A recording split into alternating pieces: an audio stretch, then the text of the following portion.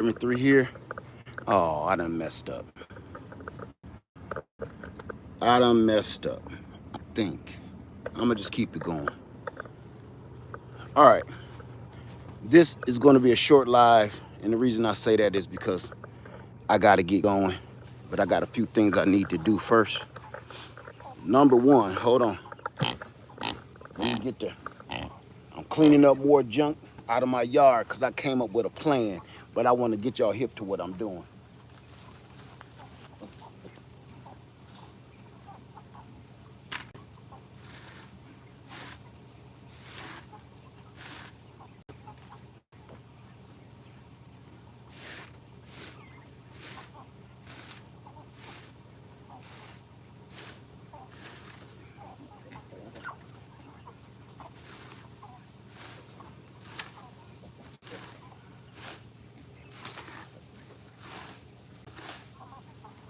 Okay.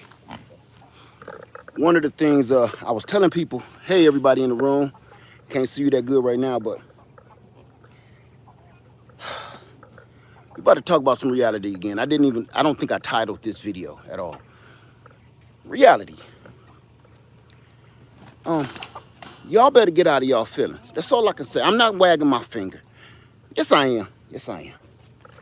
Y'all better get out of y'all feelings about ridiculous, nonsensical stuff. Number one, everybody was commenting on how my land looked to them. You have no idea how this works. Number one, this ain't a game. This ain't just for YouTube. Number one, my grass ain't cut because of the rain. Now that it's dried up, I can cut my grass. But the reason I let my grass get tall in the first place is because when you out here, either I'm gonna go and pay for straw and hay and grass to put bedding in my livestock pens, or I'm gonna let my grass grow and get it for free off my own land. You know what drives me crazy? I know these are trolls and I know they're bots, right? Let me get this grass in here real quick so I can show y'all what I do. And I've been doing for years, even before I owned this land. I did this at my old homestead. Bullshit. To show y'all. Now guess how much bedding I don't have to buy. Where she can use it for nesting, she can eat it, she can do whatever she want to do with it. Look, how much did that cost me? Nothing, not one red cent. She can eat some, she can nest in it, the babies can play in it. It'll sop up the smell from the poop. She know what to do with it. Now, it's reasons why I'm on here today, real quick, is because it's the nonsense for me. And people say, oh, Led, don't pay attention to the trolls. Don't pay attention to the trolls. You know that. Here's the thing about that, yo. You have to pay attention to the trolls. You have to pay attention to the AI bots. Why am I saying that? Let me cut off my vehicle. Matter of fact, I'm gonna bring y'all back with me. Come on, pup, so we can go back here. Come on. And I need to cut my generator back on. Come on, baby. This is about reality, and we can't keep pretending that this is some kind of damn Disney movie, man. I can't stomach it. I can't stomach it no more. You know what I mean? It's like people see this stuff on YouTube and they get an idea of what it should be like, or on social media platforms all in general. And I'm gonna tell you why I'm addressing the trolls and the AI bots. Yes, I am attacking the AI bots. I'm coming after the AI bots because they have put a agenda against us, real people. to make us think. They're trying to get us, like, they know we're trendy people. They know we like to go with fashion. They know we like to go with trends and stupid shit. The AI bots are smart enough to know that. So what they're trying to do now, hold on, so you can see reality. I want to show you a little reality today. I'm tired of fake shit. The AI bots know that people, they flock towards nonsense. And if they can keep that going, that'll keep their agenda right. Now, all I'm really doing today is just checking my, I got some bricks. I'm about to build a stand for my water.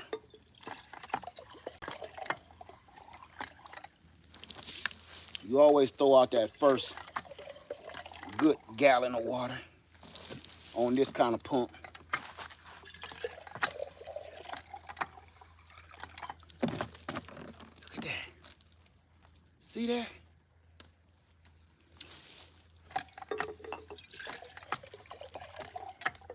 All I'm doing every day, I come out and try to do me a little clarity check.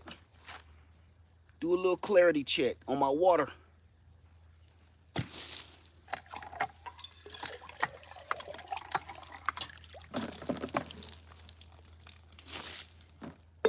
All right, that's good. That's good for now. I knocked out 2 things I need to come back here and do. Now let's get back to what I was saying. The AI bots and the trolls have an agenda. The agenda is to make us dumber.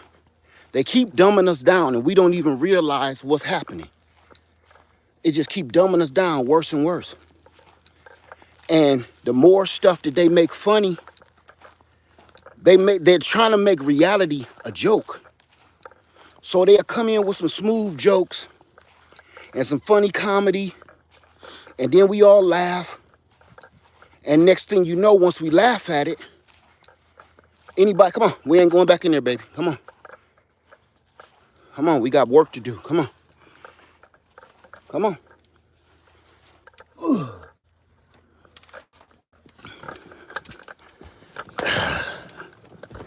All right.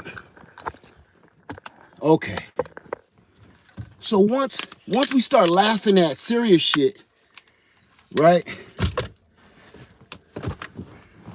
We instantly start addressing serious matters as jokes. And then it runs rampant. It's like wildfire. So the next thing you know, we a community with no standards, with no morals, with no foundation. And I know y'all probably like, oh, he led his own one. I'm not. I'm just seeing the bullshit, and I'm calling it out like they call it out. They're trying to start an agenda to make us dumb. Now here's another one. I'm gonna ask y'all a question, and I want y'all to answer it. I gotta figure out where else I got some junk, because I need to travel to the damn dump. So the dump is so damn far away. The dump is about 2 hours, about an hour and a half away or something like that. So I gotta make sure I get everything on my way out, as much as I can fit on my trailer. Anyway, get this.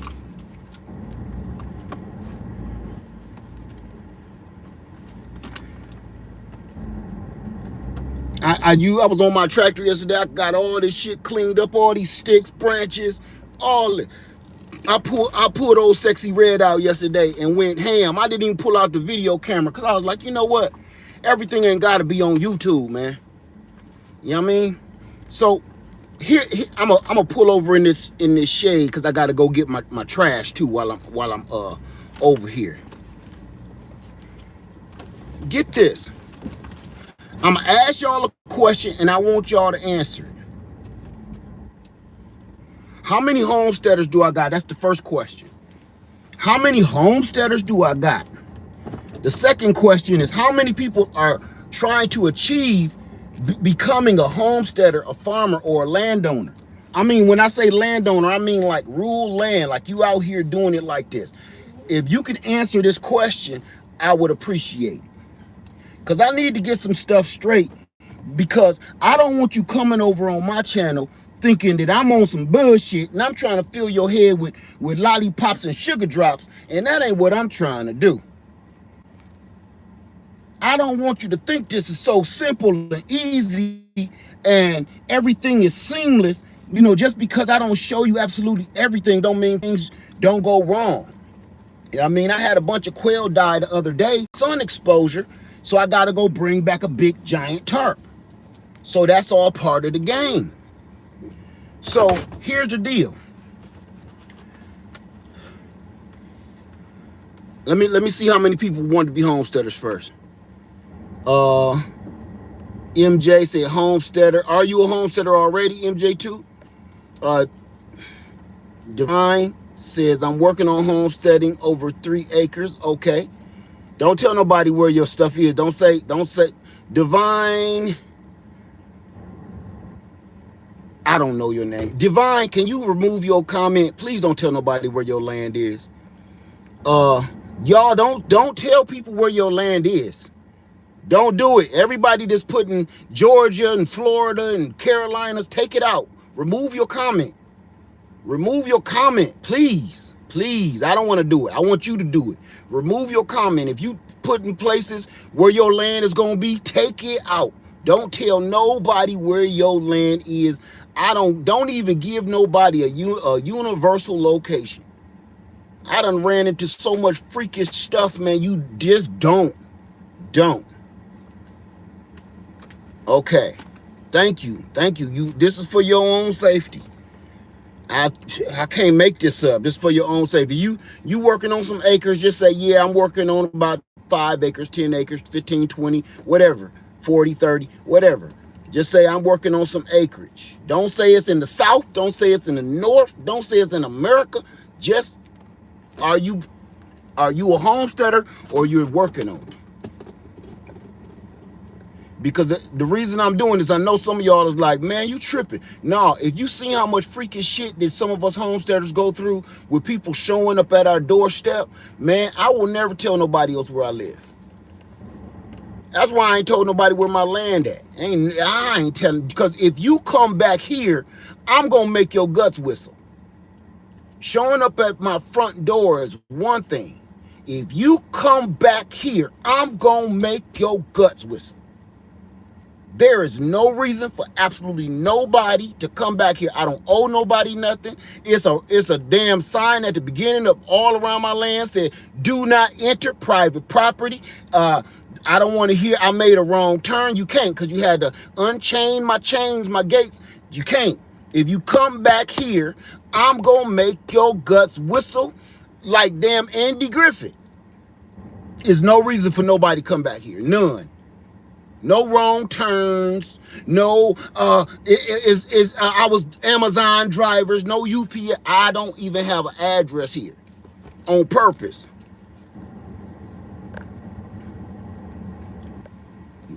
So here's the deal. For all my homesteaders, and my homesteaders that's already homesteaders, and the people that want to become a homesteader, I keep getting asked this. Listen, I'm going to say it, and if I hurt your feelings, good. You need your feelings hurt. Because I'm drawing a line in the sand between dumb shit and sensible grown-ass folks. Now, if you a child, you shouldn't even be watching me in the first place. So you can get a handful of it too. But if you a grown-ass woman or man or grown-ass bot, you gonna get some. And I'm gonna say this. Here's the question. How many people plan on having livestock? How many people plan on having chickens? Now you can say what you plan on having: chickens, goats, cows, quail, pigs, horses. How many people say me and tell me what livestock you plan on having? And you can even tell me why you plan on having this livestock. MJ2 say I have chickens, pigs, and cows.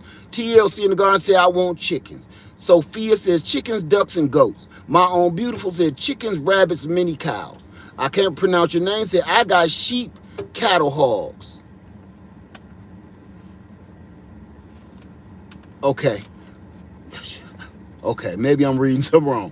Okay, Monica says chickens, goats, working on rabbits. I got chickens, goats, and working on rabbits. Precious SoCal Garden said I got chickens. Let me see. Pursue the Dream says I have chickens, thinking about small pigs. Okay, Marsha McGraw said I have chickens and goats. Daily Dose says me, chickens. Lady says chicken, goats, and rabbits. Suzette, I want chickens first, then cows to feed the family. Okay, let's get into this. Locks and Land Homestead, what's going on? Says sheeps and chickens. Gina versus Gina says getting some chickens. Girl, I can't. Gina versus Gina. If you get some chickens, I am coming to see them. I'm not playing, I'm coming in person. If you get some chickens, I'm going to see them in person. I'm not even playing with you. I'm not playing. So when you get some chickens, save a little storage in your camera and your for me, because we're gonna record. I'm gonna be I am gonna pull up. I'm not even playing with you. I will be there, even if I gotta catch an Uber all the way. Now, here's my next question. Why do you have livestock? Why? Everybody tell me why you got your livestock, and tell me why you want livestock.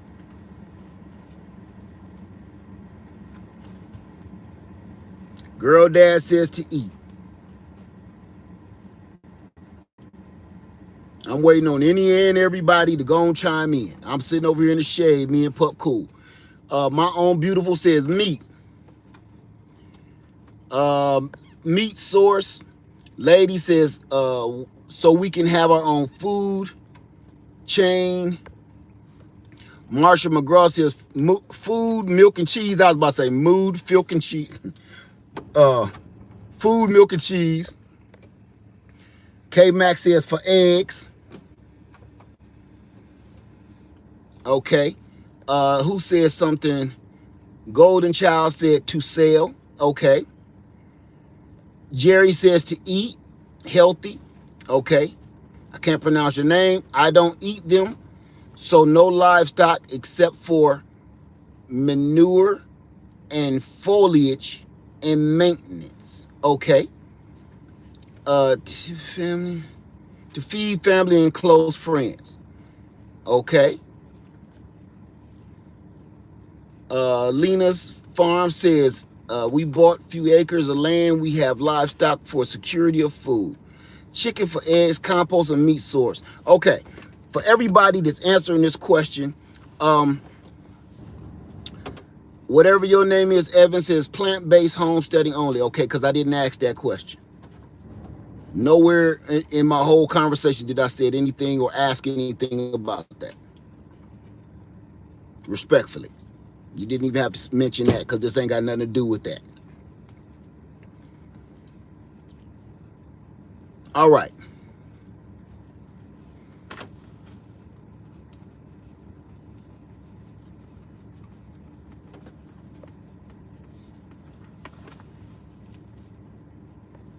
Mark Scott, I'm gonna tap in with you real quick. What do you mean, lay it chill, don't out yourself out there like that? What do you mean?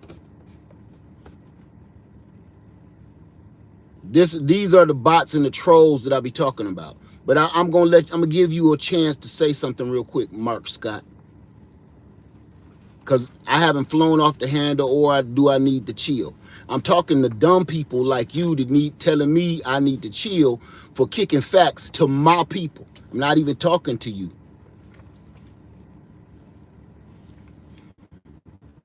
So we got bots that come in, and we got trolls that come in that try to stop the positive agenda of the information. When we giving good information, that's what happens. They're coming from all across overseas, Germany, Russia, China, Korea, all them bots still is in play, still trying to mess up our stuff. It's not just political. If we start talking about politics, they send the trolls, they send the bots. If you start talking about positive people for the black people and the people of color, they send the trolls, they send the bots. Every time, on every single platform, on every channel, they send the bots. You know why? Because they know they do not want us to rise. Every time they see that this is making an impact and they start seeing a bunch of people watching some impactful speaking and some knowledge, they send the bots, they send the trolls. You can't stop me, man. You can't stop me. So y'all can try and you can do everything you want to do, but you ain't stopping me. You know what I mean? I'm not going to sit by with a platform with over 300,000 subscribers and not try to help my people. So you are wasting your time over here. All of that, hey, let's garden, hey, let's plant a couple seed bullshit. Yeah, that's over. That's only a part of what we trying to do. We trying to get our freedom back. So if you ain't down with that, you can exit stage left. Now I want to talk about this.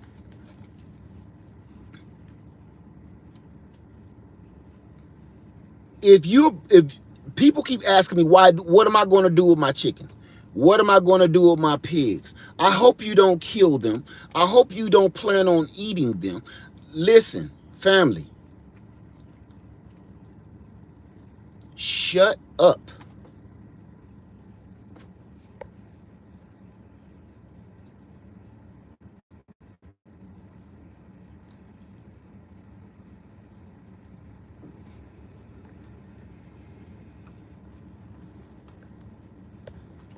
Just shut up.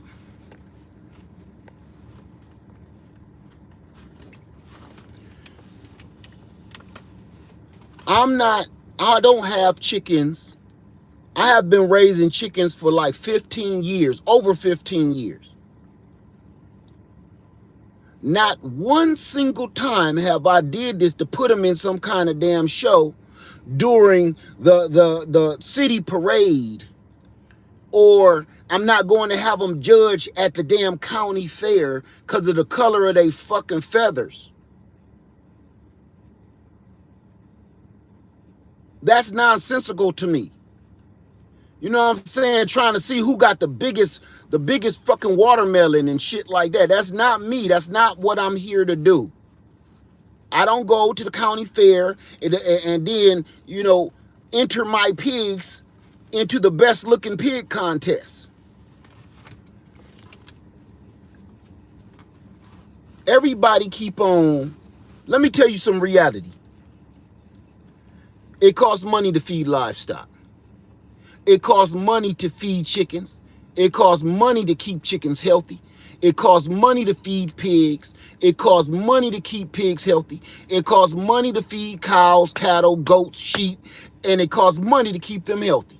Now, people that saying I'm not raising them to eat because I'm some kind of religion or whatever your deal is. That's if you are paying that kind of money to maintain animals, you might as well buy you a zero turn. Keep it funky with me, you know what I mean?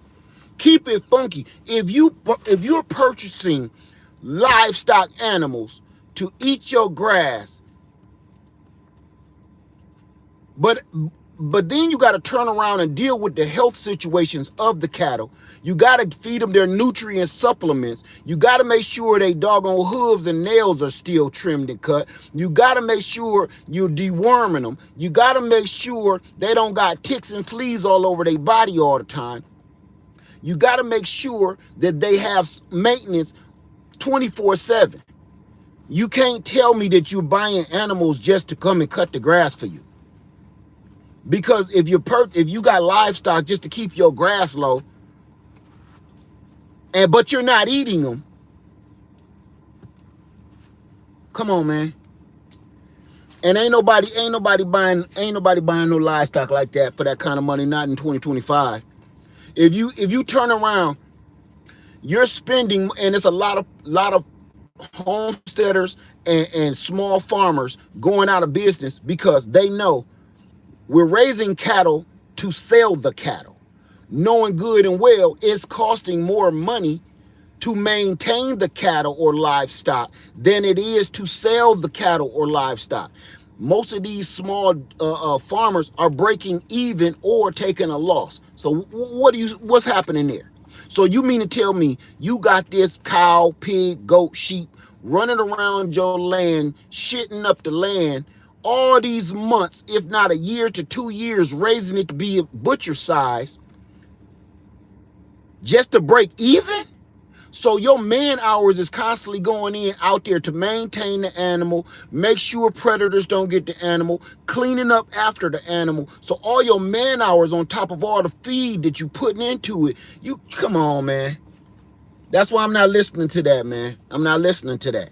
It costs more money to raise livestock than right now in 2025 than you can sell it for. And here's another fact.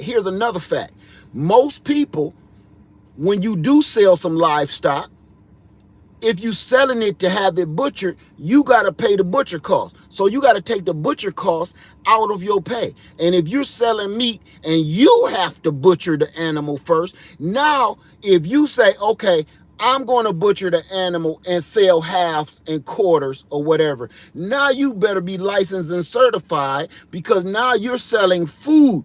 It left out of here cattle, and then it was certified through a certified licensed butcher, and now you can sell it. But to have a cow butcher to cost you about $200, $300 or more. To have a pig butcher to cost you about $150 to $300 or more, depending on the size and depending on what you want done with the meat. So you coming out of your pocket to send it to the butcher, the $200 or $300 out your pocket. So you say, well, no, Led, I'm gonna butcher my own meat. So I'm gonna do my own thing. So soon as you sit there and sink your knife into this animal to part it out so you can sell parts of meat, now you got a problem with the FDA and everybody else breathing down your throat. That's what's wrong with these, what be happening to these people to be trying to sell raw milk. Long as they take that milk and send it somewhere else to get it processed, and then you can sell it. But if you do it yourself, you breaking the law, and now you risking getting fined and everything else on your land and having your land taken from you or shut down. So you can't say that. So now you got a $200 to $300+ fee on your back to have your animals butchered. So you can't say I'm selling meat and I'm making money unless you're doing it illegally. You know what I mean? Let me see. Cato Family Farm says cow costs about $5 a pound to butcher, and they're around 800 pounds. I rest my case. Thank you. And see, I was on the low side. I was getting Jerome and Boogie and them to cut the cow up. You know what I'm saying? Because they got a license from somewhere. But you're right. So I'm trying to keep people in the reality zone of how this works. That's why people are like, do you sell your eggs? No. Do you sell your pigs? No. Do you sell your chickens? No. They go right in the freezer. So I raise livestock to feed my family. Period. All that nonsensical bullshit, miss me with that. It's cartoonish.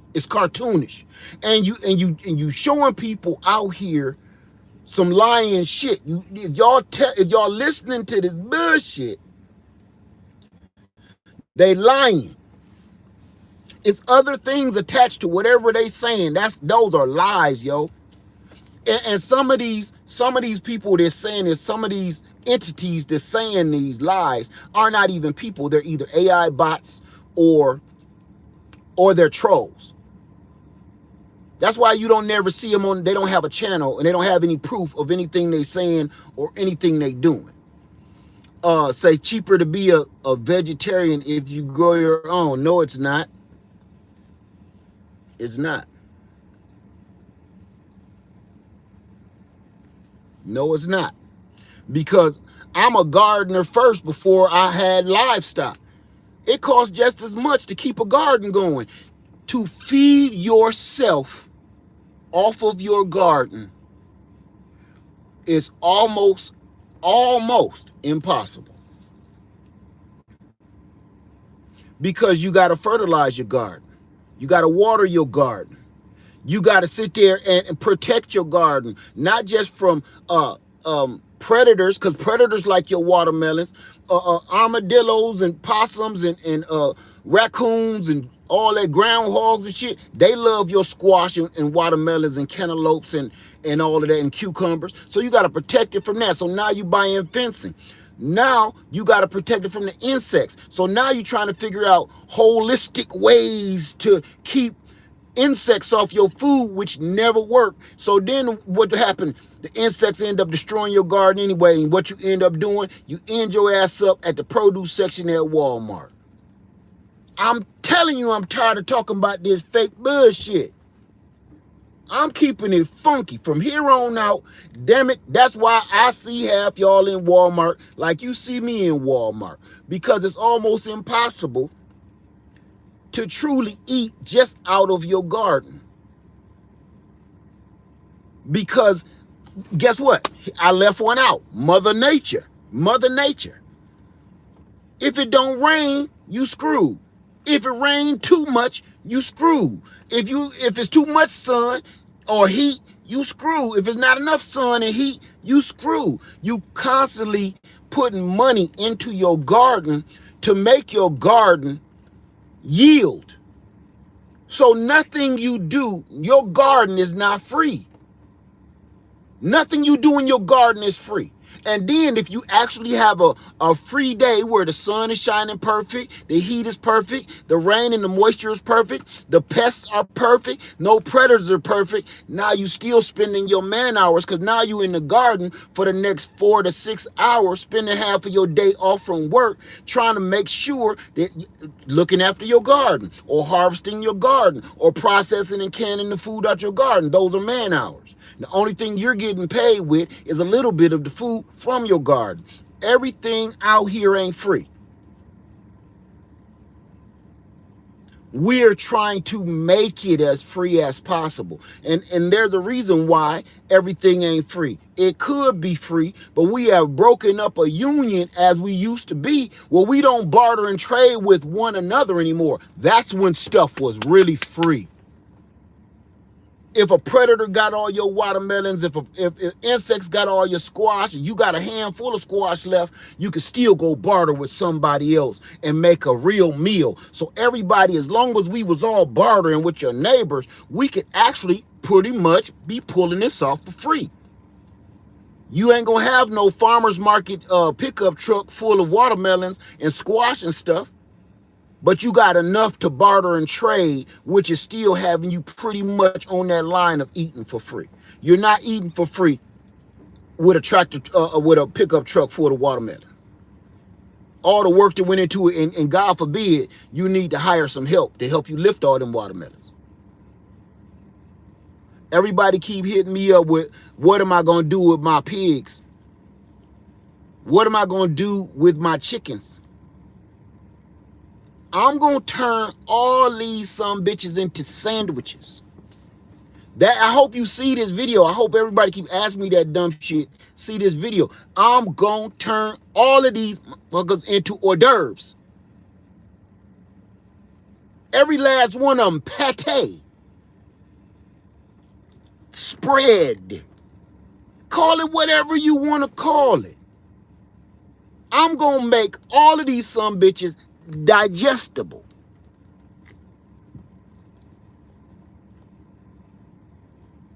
I don't know what people think this is. Like, people on YouTube is doing this stuff to entertain your ass. You think I'm out here smelling pig doo-doo to appease you, to make you smile for the day?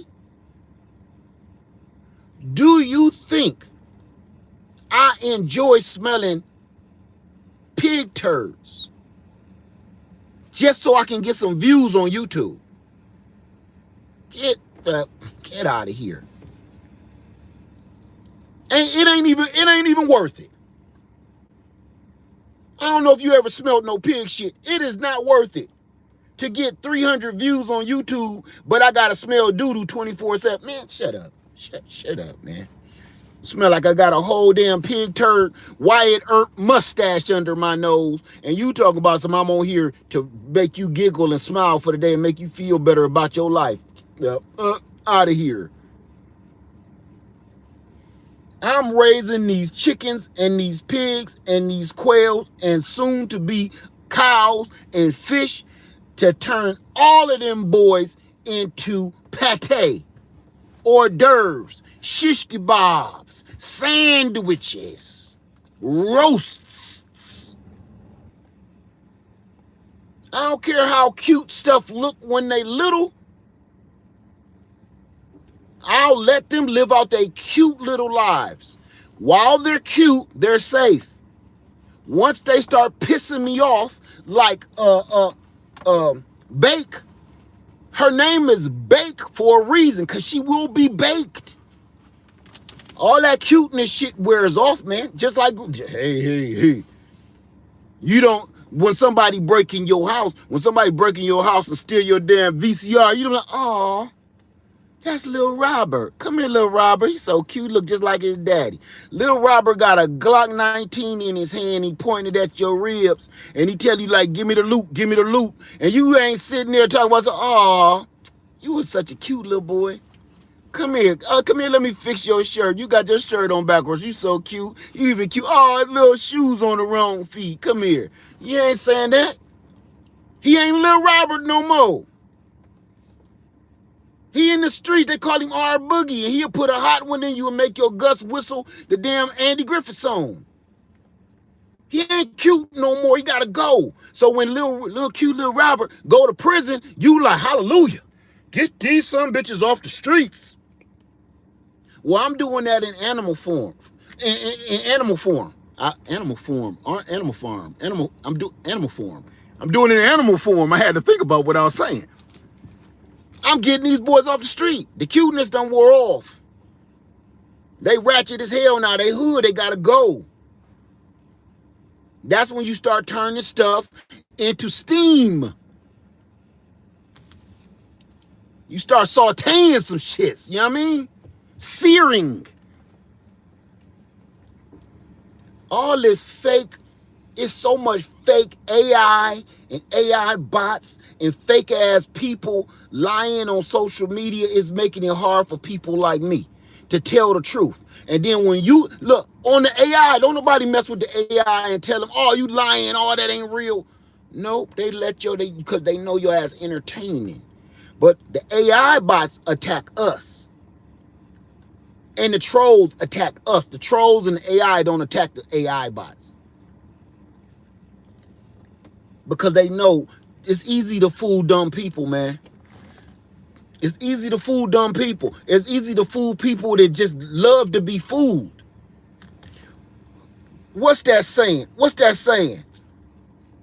I think it was Mark Twain that said, it's easier to fool people than it is to convince people that they have been fooled. Was that Mark Twain that said that? Did I say it right? It's easier to fool people than it is to convince them that they have been fooled. Do you get what I'm saying? Trying to tell somebody that they pulling the wool over your eyes, man, I don't believe you, man. You be tripping. But it's easy to trick your goof ass, though. People, we need to wake up. Wake up. You are living in a freaking nightmare. You are in a dream state and you don't even realize it. We are listen, here's the part. I can't do this by myself. We are letting people around us get away with crimes of ignorance. You know what? That shit should be illegal. We letting ignorant people run shit. So that's a crime. We should make that illegal to be this stupid. We should make it illegal to be stupid. That's what they did overseas. I don't know whether it's China, Korea, or something. You better not be stupid. You're going to jail. Or firing squad or something. They can't stand stupid ass people, man. They can't stand them. They look at them like, what's 1 plus 1? Wait, I know this. Take him away. Shit. They, they ain't playing with them. They ain't playing with them over there, man. What's 2 times 2? Give me a second. I know this one. I studied hard. Take him away. Shit. They don't play. They don't play that. They babies is born and then they start playing Mozart on the damn piano and stuff soon as they born. If that baby come out and the first thing you do is cry, they know something wrong with the baby. That baby supposed to come out singing like Prince and being able to play Mozart on the piano. If that baby can't come out playing Mozart on the piano, take him away. Shit. They ain't playing with dumb people. They don't even want to start a generation of dumb people. They take them away. Firing squad. This baby still got the umbilical cord on. Take him away. It should be illegal to be this stupid. Hey, Led.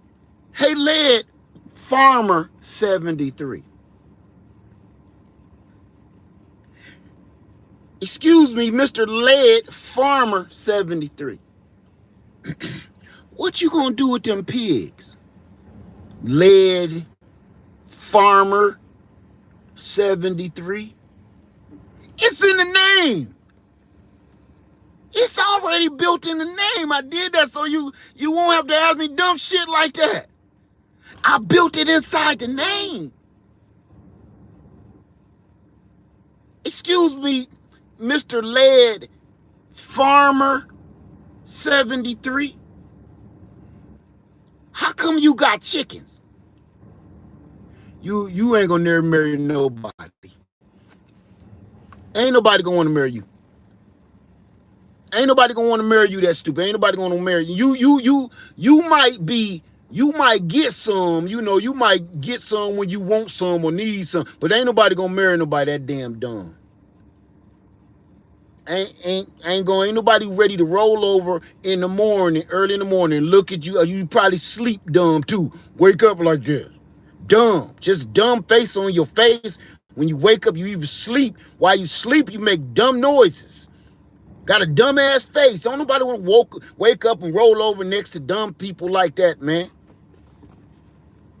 This country is being overtaken by dumb people, man.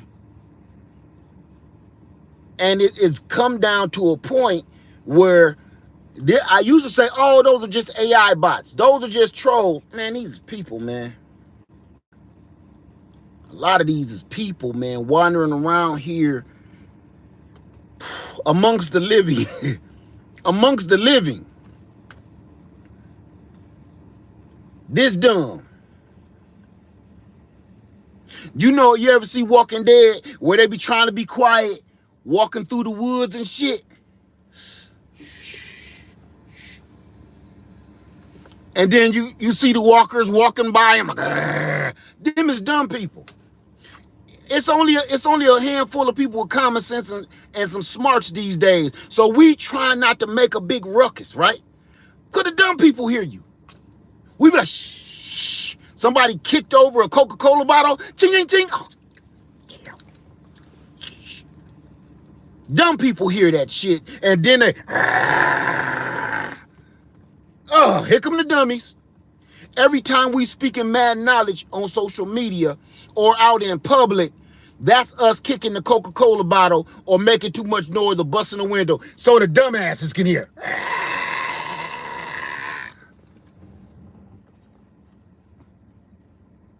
That's why they eat brains. You ain't thinking about that, did you? That's why dumbass people is like zombies. They eat brains. They don't want to have nothing to do with smart shit. They don't want you using your brain. They want to eat your brains out. So you can be a dumbass zombie too. It makes perfect sense. They don't go for your leg and your guts and your thighs. No, brains. Don't they? Brains. They want to rip your brains out so you can be as dumb as them. Next thing you know, once they ate your brains out your head, like some damn ramen, Now you get a 2 times 2. Wait a minute. I know this one. Take him away.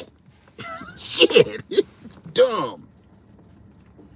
Mr. Lead Farmer, I hope you don't eat those pigs. Somebody said today. I woke up to that stupid shit. I hope you don't eat those pigs, Mr. Lead Farmer.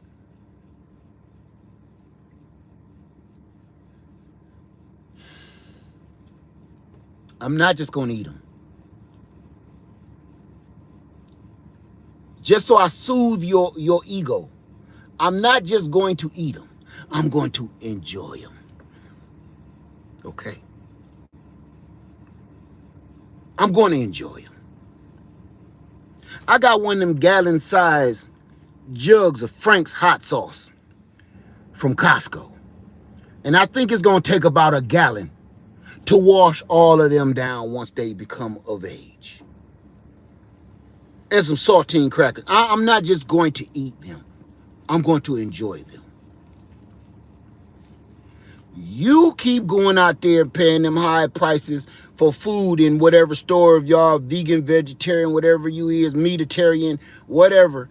I'm trying to put as little of my pocket money back into the system as I possibly can. Y'all can keep on with this facade or this fake ass weird shit if you want to. Please, I'm not your guy. I'm not your guy. As much as I would love y'all to come hang out with me and we all powwow together, I am not your guy with the bullshit. I'm not. And that's why a lot of people, they go and they leave like, I thought you were nice. I'm nice with mine. I'm nice. But if you got tender ears when it's time for me to call out the bullshit, then I'm not who you thought I was. I'm not one of them ones over on TikTok and I'm gonna do a little dumbass little dance after every time I say a word or two.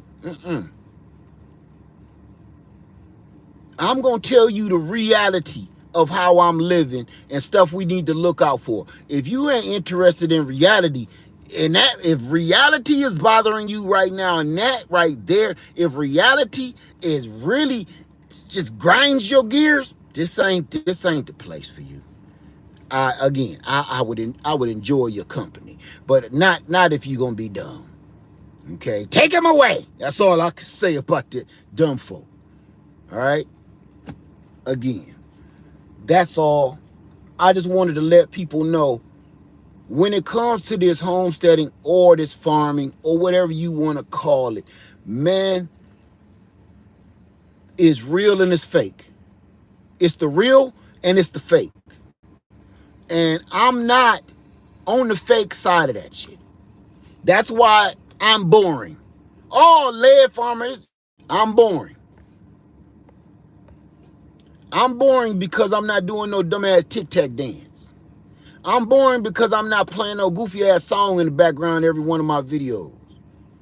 I'm boring. I'ma just be that. Because everybody is so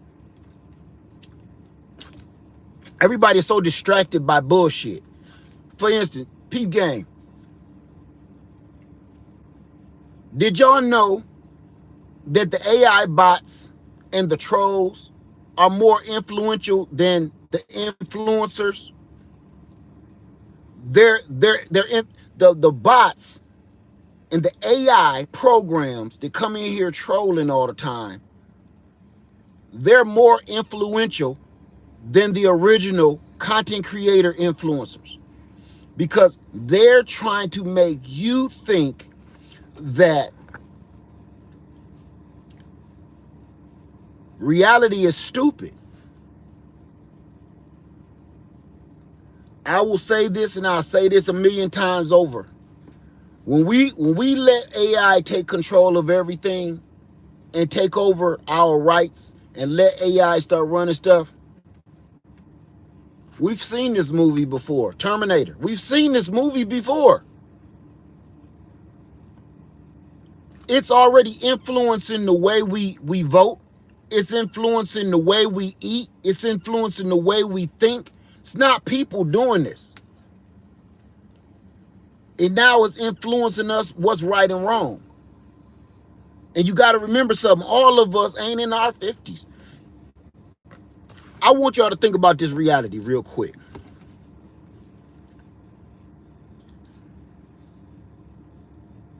2020 was 5.5 years ago. Think.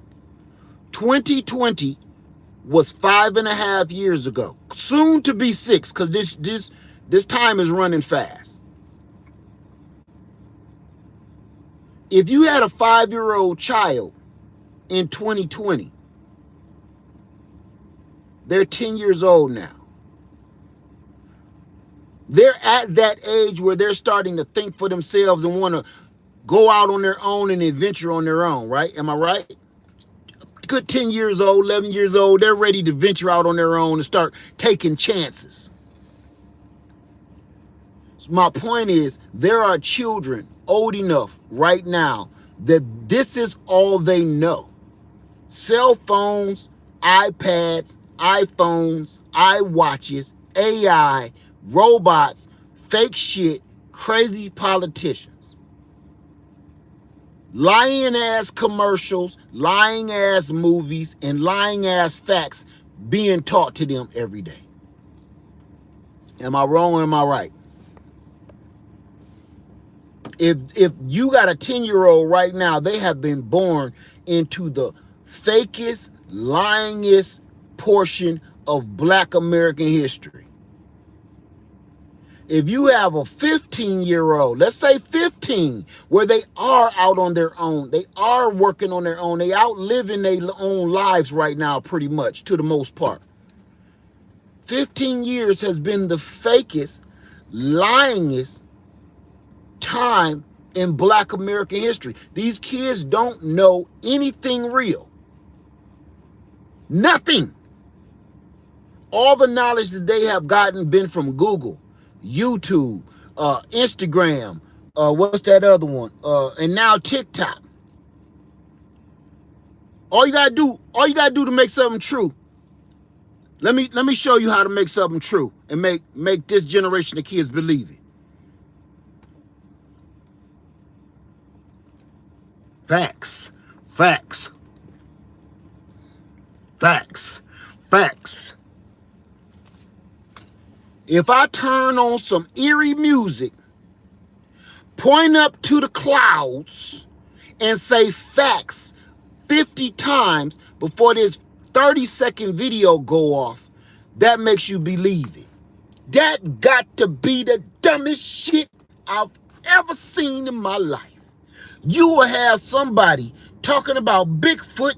They caught Bigfoot screwing a damn alien in the woods, and a dude with a freaking GoPro camera videotaped it all, and he's explaining how it's real, and you got a dumbass under it doing it. Facts. Facts.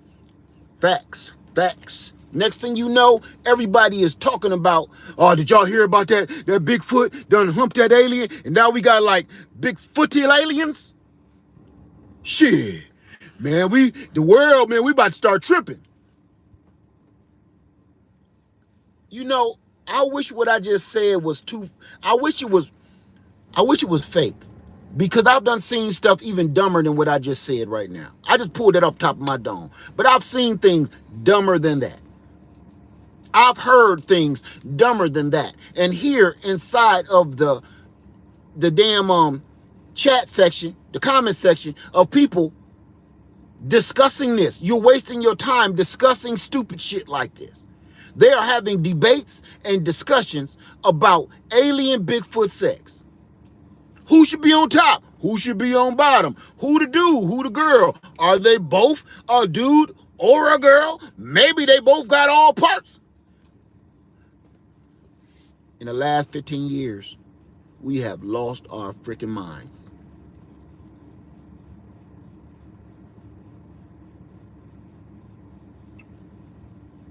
I heard a debate the other day about somebody said the earth was flat.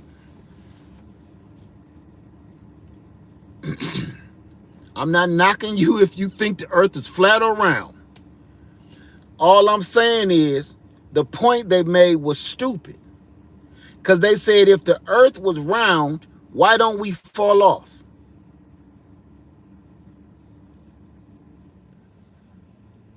But they didn't ask that question about their own belief.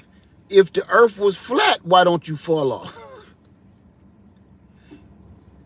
So I was just sitting there listening, and he was mad. He was big mad. He was cussing people out.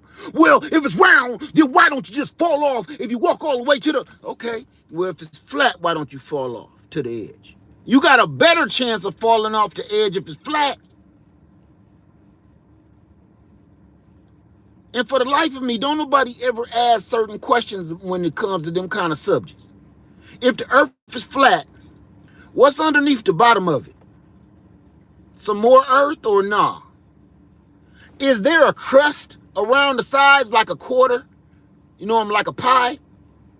Is there a side? Is there a crust? And who lives on the crust? And how come they don't fall off? Who live underneath the bottom? Is them is bottom people? And if so, how come they don't fall? What? I just be wondering. I'm not knocking nobody. Just make it make sense to me. That's all. If you make it make sense, I get it.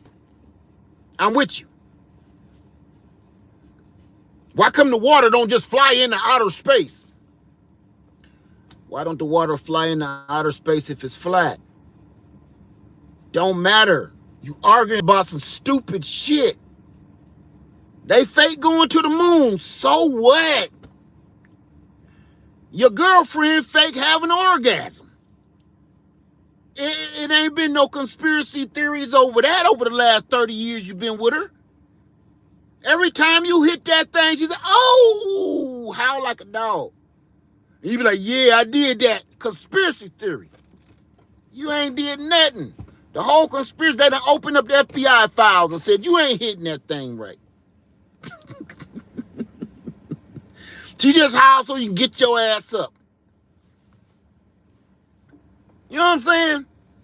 People, we arguing about stupid shit while the reality is passing us by. The reality, man.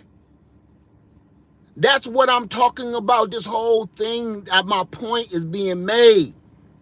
We so busy arguing about stupid shit that we letting the reality go to the back. Open up the FBI files. Is she really getting that thing? Is you really hitting that thing right or not? I want to see the files. Shit. Maury Povich, that too was a lie. Cut this bullshit. We arguing about dumb shit, man. We arguing about whether you should eat meat on a farm or not. You shouldn't eat your cows. They got feelings. So, here's my point. For the lady that said that, you shouldn't eat your pigs because they got feelings and emotions. You shouldn't eat them, though. You shouldn't eat your pigs. They got feelings, too. Okay. So I don't got feelings, ma'am.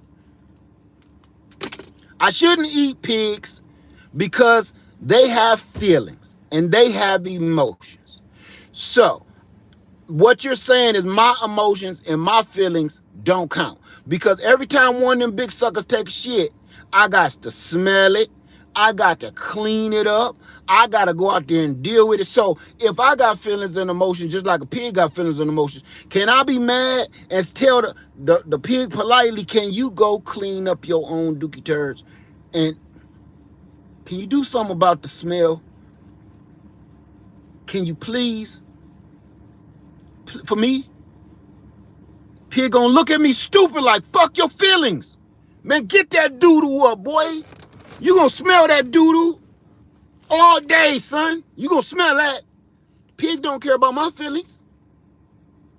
When I'm hungry, in the house, do the pig come in there like, hey, you good? You know? Pig don't come in and knock on the door. Hey, heard you in there crying, man. You all right? You ain't got no food. Word? Man, that's messed up, man. Look, hey, we got a little bit of corn left out here. I mean, you welcome to it or whatever. You know, I can't have you all broken down like that. You come out here and get a little bit of this corn, man. You know what I'm saying? I don't see the pigs doing that. Oh, what? What? Where? Damn. Car note, huh? You a little behind? Damn. Man, that's messed up. Look, can I do something? Can I throw you a little money or something? You need a little something till you get paid? That pig is like, man, your feelings, son. Man, bring that corn. Bring on the corn. Bring on the feed. You care about my feelings? You think they care about your feelings? They just are trying to survive. And I'm gonna get you another one. If a pig gets the chance, trust and believe me. If you don't believe me, go ahead and look it up. It's either you or him. It's either you or them. Because if a pig gets the chance, he's going to eat you. If the pig gets the opportunity, it's going to eat you. And for everybody to talk about that's why I like goats and that's why I like cows and horses, go do some more research because they eat meat too. You just don't be seeing it. They eat mice, squirrels, rabbits, rodents, all kind of stuff hopping around your farm and your field. They'll slurp that shit up like ramen too. And you won't even know. They down there like this grass. They eat snakes, bugs, squirrels, rabbits, all that stuff. And you don't even know it. Your livestock, the ones that say y'all say they herbivores, they ain't not really. They prefer some nice grass, but when they need some nutrients and they missing something deficient in nutrients, they gonna eat them a damn squirrel. They gonna eat them a rabbit. They're gonna eat something that used to be breathing. So is it fair if the pig had a chance to eat you? I mean, and then the people say, "Oh, God said you shouldn't be eating no pigs." I get that one a lot. Oh, lead. Oh, that's blasphemy. Oh, you a sinner. You done ate you a pork chop sandwich. You a sinner and a demon and a devil and a dog. I got a question for you. If you think I'm sinning for eating this pig, is the pig gonna go to hell for eating people? I'm just asking. Is the pig gonna go to hell for eating me? Tell me that part in the scripture. I done heard a lot of farmers done got ate up by they pigs. I'll be like, man, y'all be so fake with it that y'all be making up stuff. Oh, you can read the scripture. I know what it say. But then you go reading the rest of the scripture and start realizing what all these people that was eating in the Bible. It don't even make no sense to me. And people be going hard with that. You shouldn't be eating pork, playboy. You shouldn't be messing around with no cooch either, playboy. Okay. You ain't talking about the Bible when you be sniffing Victoria and her secret. You don't be saying Bible stuff. That's okay though. Oh, my brother. Oh, see, you trying to get into a debate. I ain't trying to debate. I'm just trying to clear something up. That do not stop you from sniffing zippers. But you do. You do. Quick. You a zipper sniffer.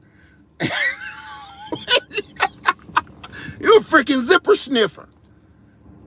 But that ain't gonna stop you. But you would tell me don't be eating no pork and stuff.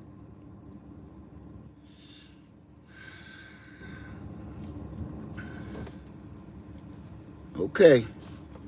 I'm trying to make some sense out of the reality of the bullshit we telling ourselves.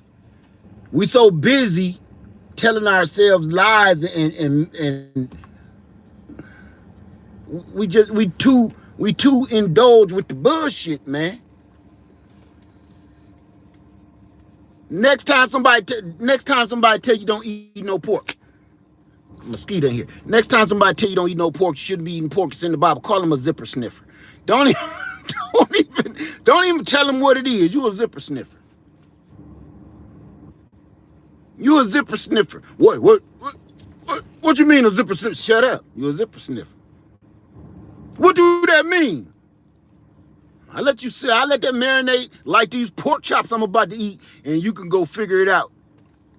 You a zipper sniffer, but I'm wrong. You be sniffing other people's zippers too. You don't just sniff zippers that belong to you. You a multi-zipper sniffer. All of that, man. Just everybody trying to survive out here, but then they all got their own little special ways to do stuff. Thou shalt not kill, but let a mosquito get on you. Let a mosquito get on you. His ass gotta go, don't he? I got you, sucker. His ass gotta go. Zipper sniffers. I'm telling you, man. Look. Let me see. Don't ever let me be in charge of something, man. Cause I'm gonna be like them folks overseas. I do not tolerate no dumb shit, man. Dumb folk, I stay away from dumb people, man. I stay away from them. Cause they infectious. They will, if they rub a little dumb on you, you got that. You start itching. Oh my God. Ooh. I was around some dumb folks, listening to dumb folks talking to Walmart the other day. And then I couldn't even remember the name of Hall & Oates. Remember my last video? I couldn't remember Hall & Oates. I called them everything, didn't I? I couldn't remember the name of David Bowie, Hall & Oates.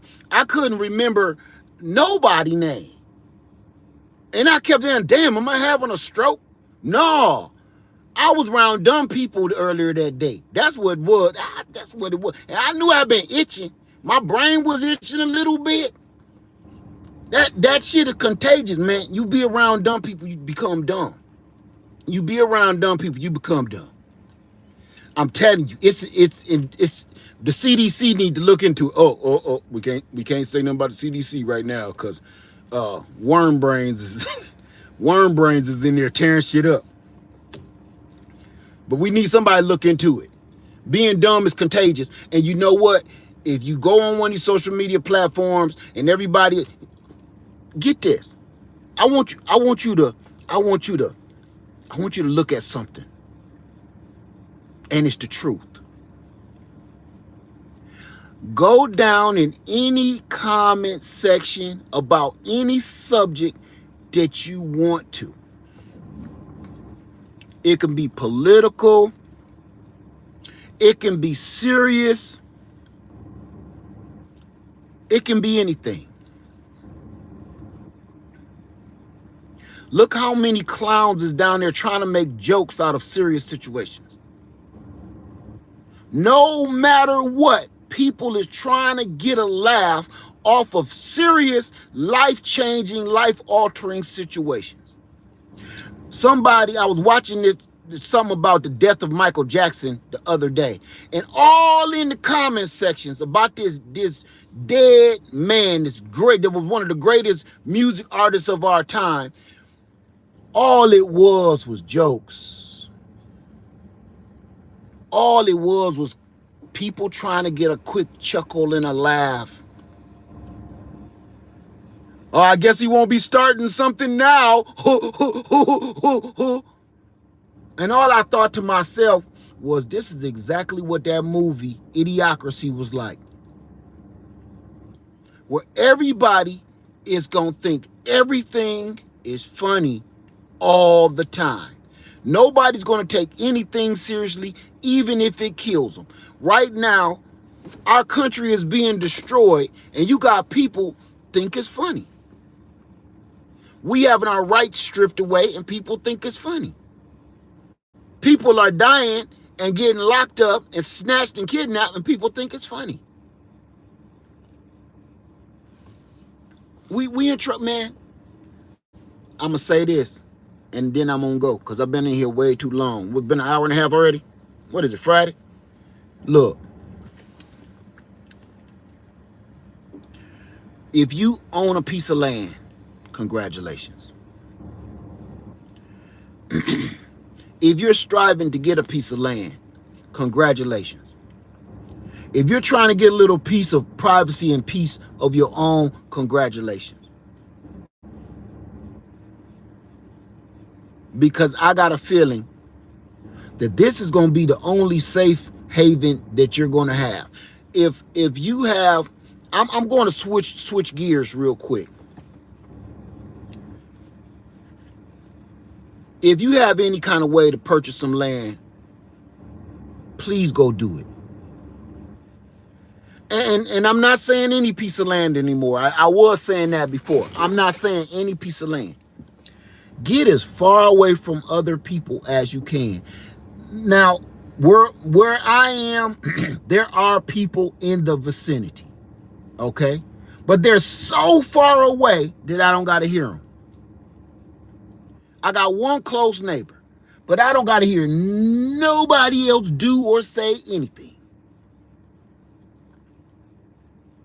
Get you a piece of land and get as far away from people as you possibly can. I'm going to tell you this, and I know this sounds crazy to you, but this is how I'm becoming. And everybody in my family does not feel the same way. My wife doesn't quite feel the same way. My kids don't quite feel the same way, and that's up to them. But I'm going to tell y'all this. I am starting to cut back on people. You hear me? I'm starting to cut back on people. I'm starting to deal with people like when you go have a cold beer. I don't drink beer.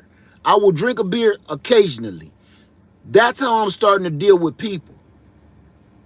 I don't drink all the time, but occasionally I like to have me a shot of Hennessy.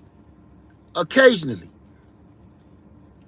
I'm dealing with people like I deal with stuff like that. I don't want, think about this, too much of anything is bad for you. You drink too much alcohol, you alcoholic. Drink too much beer, you alcoholic. You smoke too much weed, you a budhead. You smoke too much crack, you a crackhead. You do too many drugs, you're a drug addict. Anything, even the good stuff. You eat too much, you're fat ass. Now you a glutton, and what is the other one? Morbidly obese. No matter what you do, too much of it is bad for you. And right now, people in 2025 is just as bad for you as a box of damn ding-dongs or some damn hoe cakes.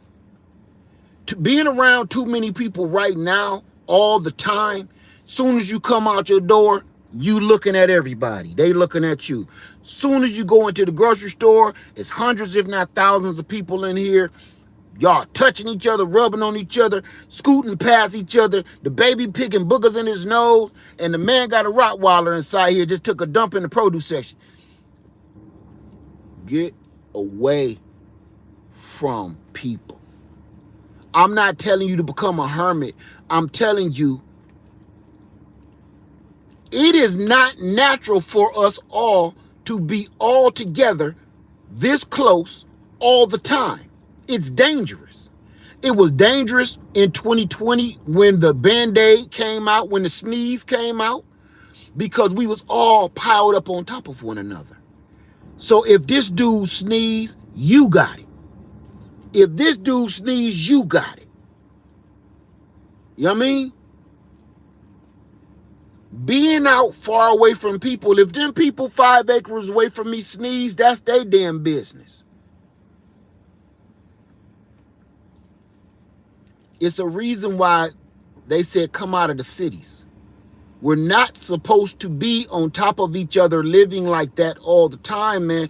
We're supposed to come together as a people. We're supposed to come together and we're supposed to worship together. We ain't supposed to live together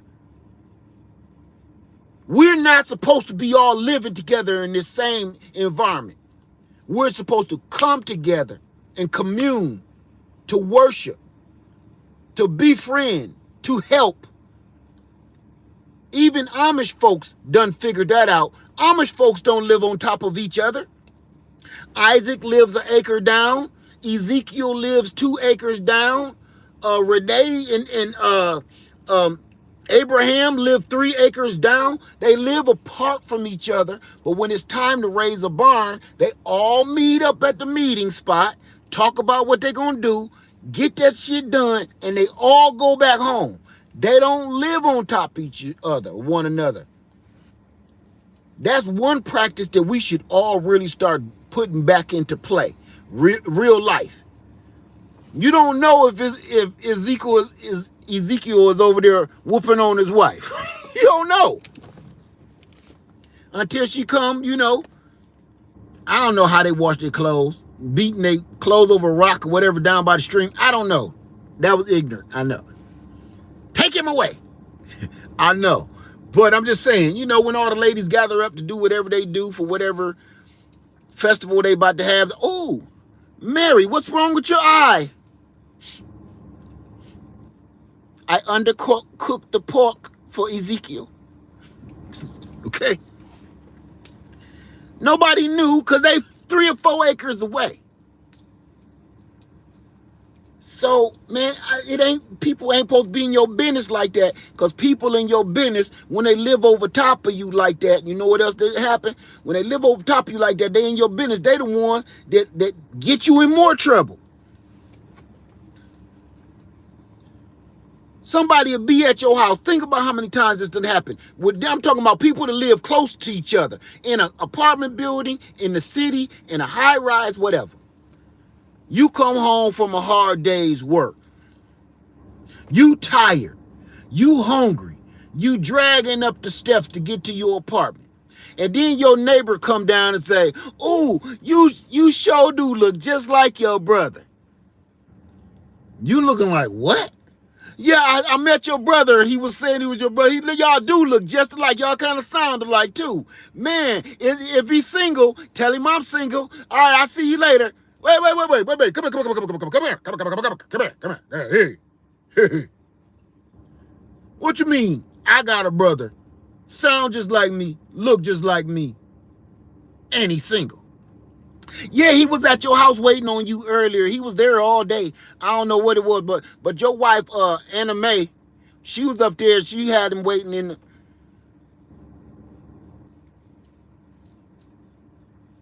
Boom, ping, ping. Somebody about to lose it today, because this neighbor saw something that she thought she saw or she thought she heard, and now you about to come in here and tear the club up.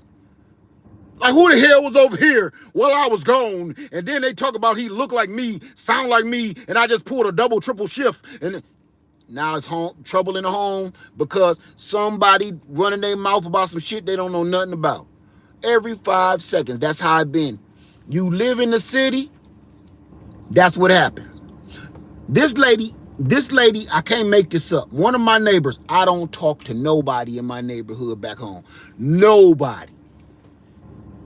This lady said, "Oh, how you doing, lady? It's good to see ya."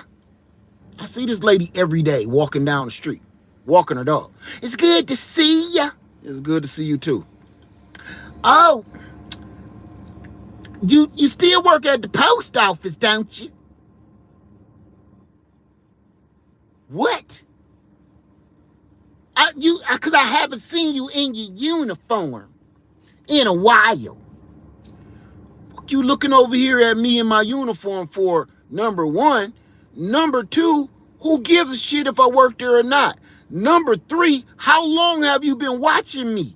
Number four, man, get ready for these questions because I'm about to roll them out. If I told you yes, then what?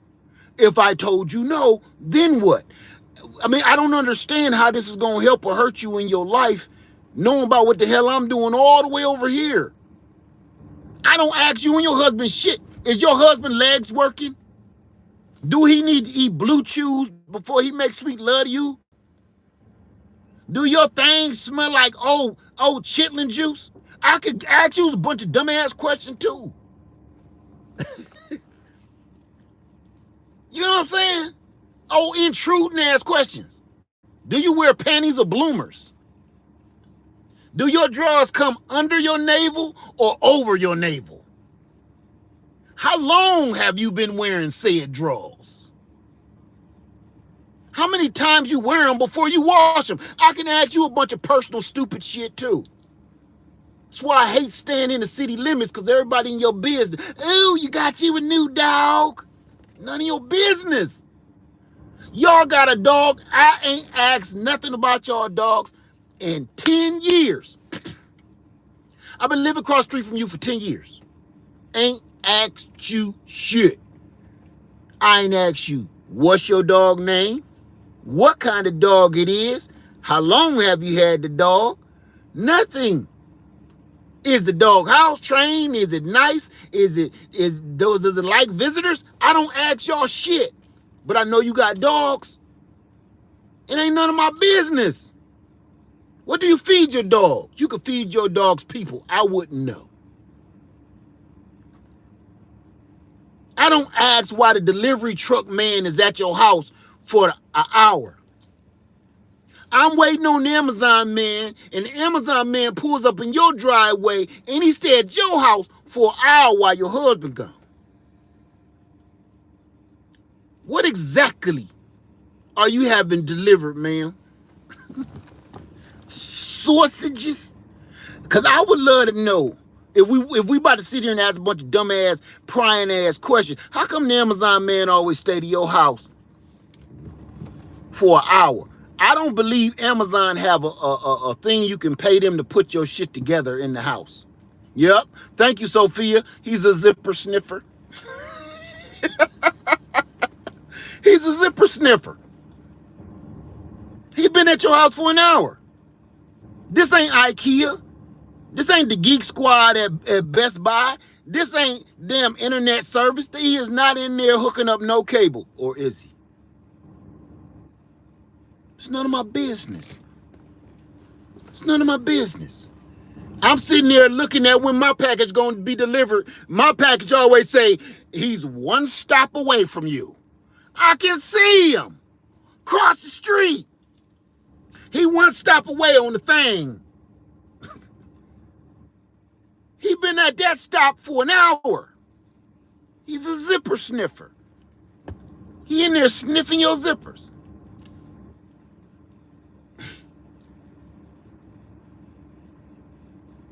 But if I start asking questions, I'm rude. That's why I don't live in the city. I don't like being in the city no more, man. Traffic, people, and every day, somebody shoots somebody for something. You don't hear about people getting in fights no more. You don't hear about people knuckling up. You don't hear about no squabbles. You don't hear about none of that no more. People shoot people for stuff you're supposed to smack a mug for. I am a proud gun owner, and I believe in the Second Amendment, but I do not believe everybody needs one. I don't. Some people need to be examined. I don't like being in the city because all you gotta do is take the last damn grocery cart in the store and somebody gonna pop your head off. Ma'am, I got a kid. And she like, so I got the cart first. You done smoked her because she took the last cart, and all you had to do was go back out there to the carousel and grab you a cart out the carousel because the little bagger boy is on break. Ma'am, I said I was getting the last chocolate eclair donut. You heard me asking, did they have any chocolate eclair donuts? You asked him, did they have some? You didn't tell him to give it to you. So while you was over there deciding what else you gonna do, I told this young lady to give me the last chocolate eclair donut.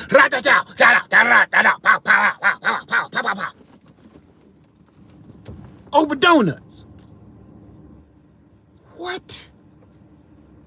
parking spots. I was parked at the handicap section. Both of these people ain't even got no handicap sticker. But they racing each other to get to the handicap parking spot at the front of Walmart.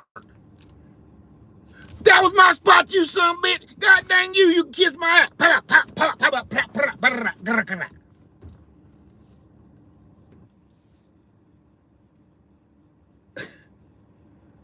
I hate being in the city because you might be in the middle of these two jackasses. I can't make this up. I seen some road rage going down the road when I was coming to the land this week. I just slowed down, man. Let them go up there. They doing their cars all like this. Get away from them. Get away from them. Because they going to start shooting. And my dumb ass will be the one to get shot. My car be done flipped over and took my head off. They ain't even going to be dead. They're going to be standing trial and go to court and then have to go to prison so somebody can sniff their zippers. But I'm going to be dead. Get away from them. Come out of them cities. Be realistic. Come out here and do your thug thizzle on your own and don't let nobody judge you. Out here on your homestead, on your farm, on your land. Stuff you doing on your land ain't got to make sense to nobody but you. Everything I'm out here doing, I'm not trying to make it make sense to you. If you get something from it, that's wonderful. But at the end of the day, I'm trying to make my life easier and trying to live for free. As free as I possibly can. Let me put it like that. I'm not trying to make this make sense to people, man. But in the city, when I go back home, I hate being there because you always explaining yourself. Have you noticed that? When you in the city limits, you always explaining yourself. If you cutting your grass too low, one of your neighbors walking by is going to have an opinion. You know, if you cut the grass that low, you're going to kill it off. Or, man, so?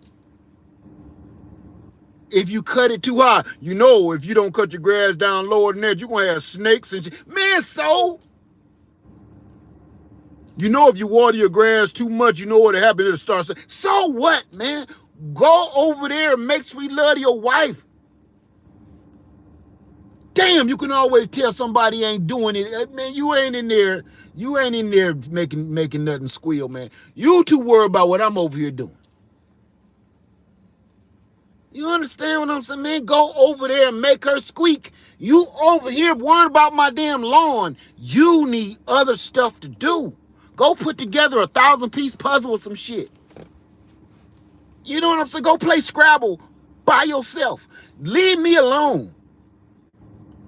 You always there explaining shit when you in the city limits. You go into the grocery store and you can't even live in peace at the grocery store. Cause now the bag boy, the cashier won't know shit. Yeah. So yeah, I see you, Mr. Nice gloves. You know, I was looking at these gloves a little while ago. How they work for you? They work all right? They feel good, comfortable? They last pretty long? Are they durable? Man, I don't know. Buy some and go figure that shit out. Leave me alone.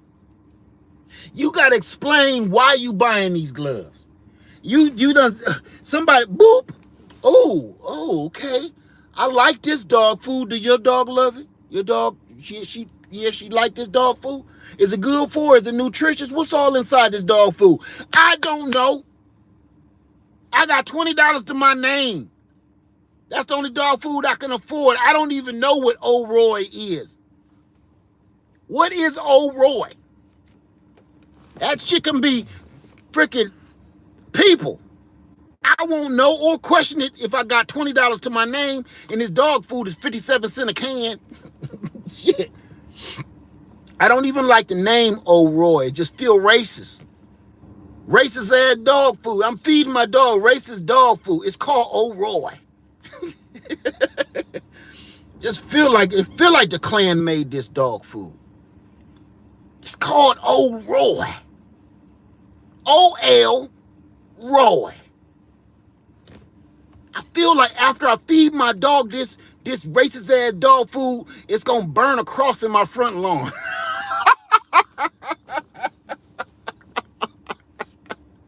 Oh, Roy. You worried about what the hell I'm feeding my dog? Man, leave me alone, man. When you go in the city, you gotta explain yourself too much.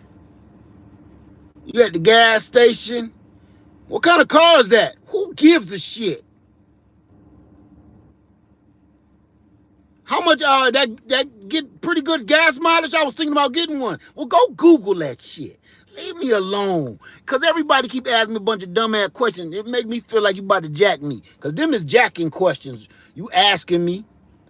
Them is straight jacking questions. So kind of tires you got on that? Man, who cares?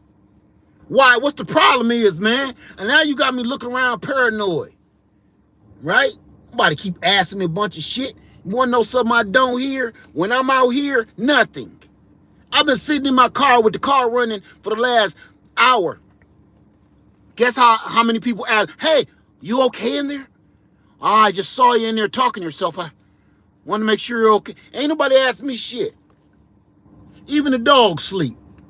She don't give a shit. This is how it's supposed to be. I'm out here on my land. Let me crank this soldier boy. I'm out here on my land and ain't nobody asked me shit. Ain't nobody told me shit. Ain't nobody advised me of shit. Ain't nobody try to school me on shit. And ain't nobody say what I'm doing right or wrong. I'm out here and I'm going to tell you something about living out here on the land in the middle of nowhere, coming away from them damn cities.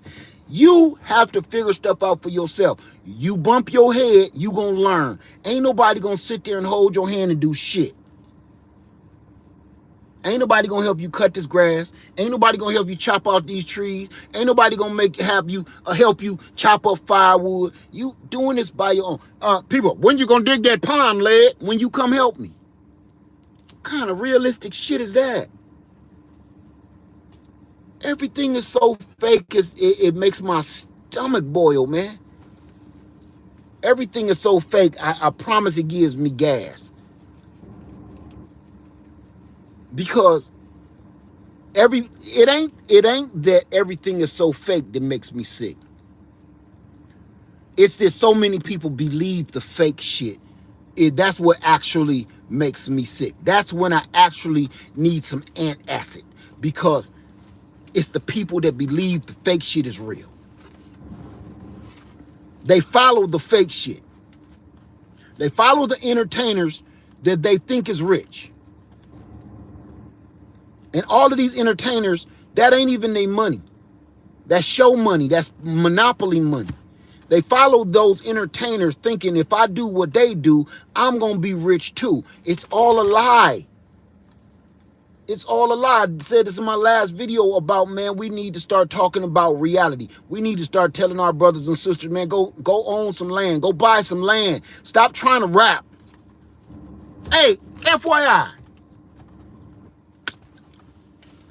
90% of the rap artists that's trying to be rappers. No, 80% of the rap artists that's striving to become a famous rapper. I'm going to help you right now with the words that I'm about to say out of my mouth hole. You suck. I'm going to tell you the truth before they keep stringing your ass along. You suck at it. You're a horrible rapper. You're terrible. You are skillless. You're awful at it. You have hit 49 years old. You will never go platinum. Let it go. Stop sinking all of your money into studio time and go buy you a piece of land. You can't mess this up. You can't be bad at this. At least you can't be as bad at farming as you is at rapping. All of these people want to become rappers. and sports star, you suck. You're awful. You're no good at it. Let it go. Go do something that's going to pay you. And then once you got this solidified, go back and see if you can rap. Be the first farm rapper. I don't know. Rap about cows and ducks and shit. I don't know. Change the genre from murder and killing, and if you just change the lyrics up, go out on the farm and learn something else. Because right now all y'all spitting is about murdering and stuff. I'm sick of hearing about how many 10 million ways to die, choose one. We sick of hearing that, man. You run up on your op, pop, pop, pop. You made his body drop and his car just stopped. How many different ways can you say you killed somebody? That's all you talking about. How many ways can you tell people you like drinking drug juice in your cup? How many different ways can you tell people you like getting high out of your mind and then going and sniffing your best friend's zipper? How many different ways? See, they be trying to trick them playing games. You be zipper sniffers. How many different ways can you keep on saying you be murdering people? You like to stay high like a crackhead. And then you like to trick off your money and throw money at strippers and they take your money and you broke. That don't even make any sense.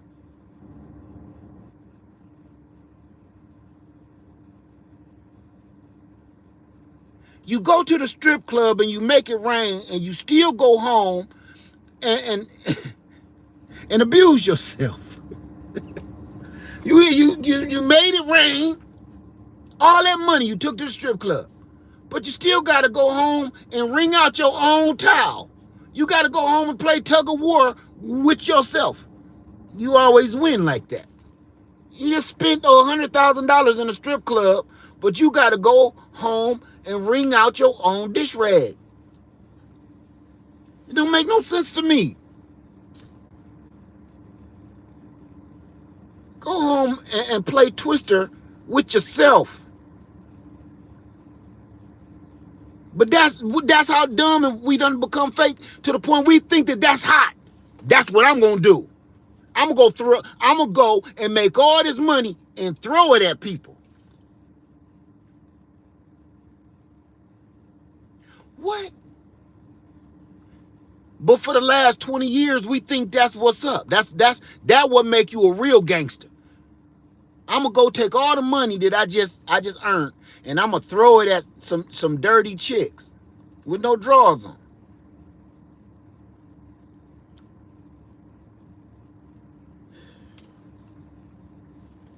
And go home lonely anyway. Only one sleeping in your tour bus is your buddies. You end up sniffing each other's zippers and that shit come out on Vlad TV or some shit. Y'all mess around. There you go. Vlad to get it out you.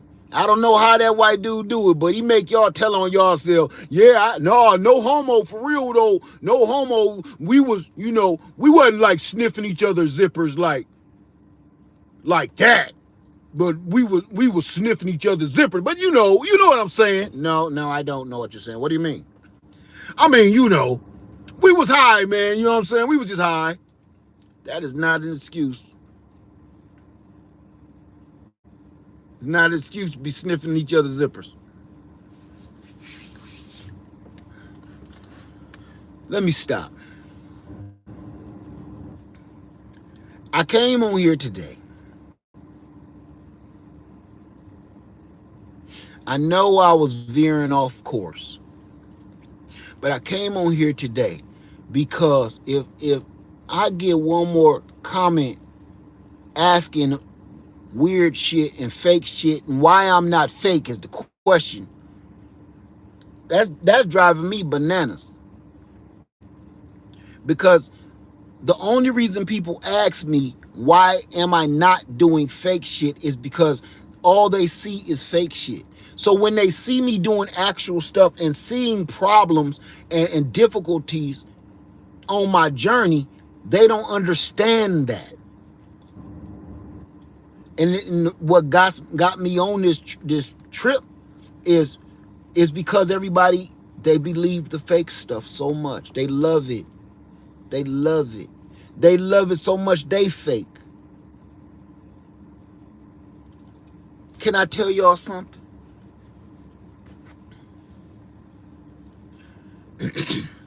There's no shot at nobody. This is no shot at nobody. But I just want to say something that I've been telling my wife a long time. You know what I miss?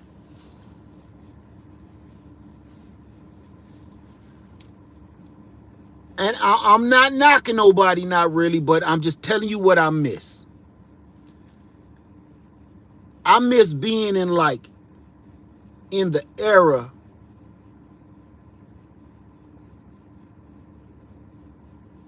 where I could see who I'm looking at. I remember girls used to have this one hairstyle that used to turn me on. It was like a bob, kind of like JJ Fad. Do y'all remember JJ Fad?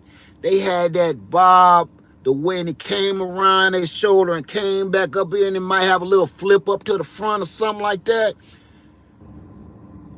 You didn't have to ask if that was her. She might have a little lip gloss on, not all this thick ass caked on red, purple, and blue lipstick.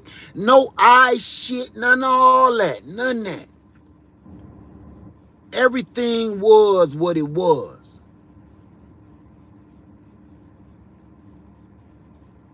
Nobody had a whole bunch of implants inside their bodies. Were you trying to figure out, did she have that done or not?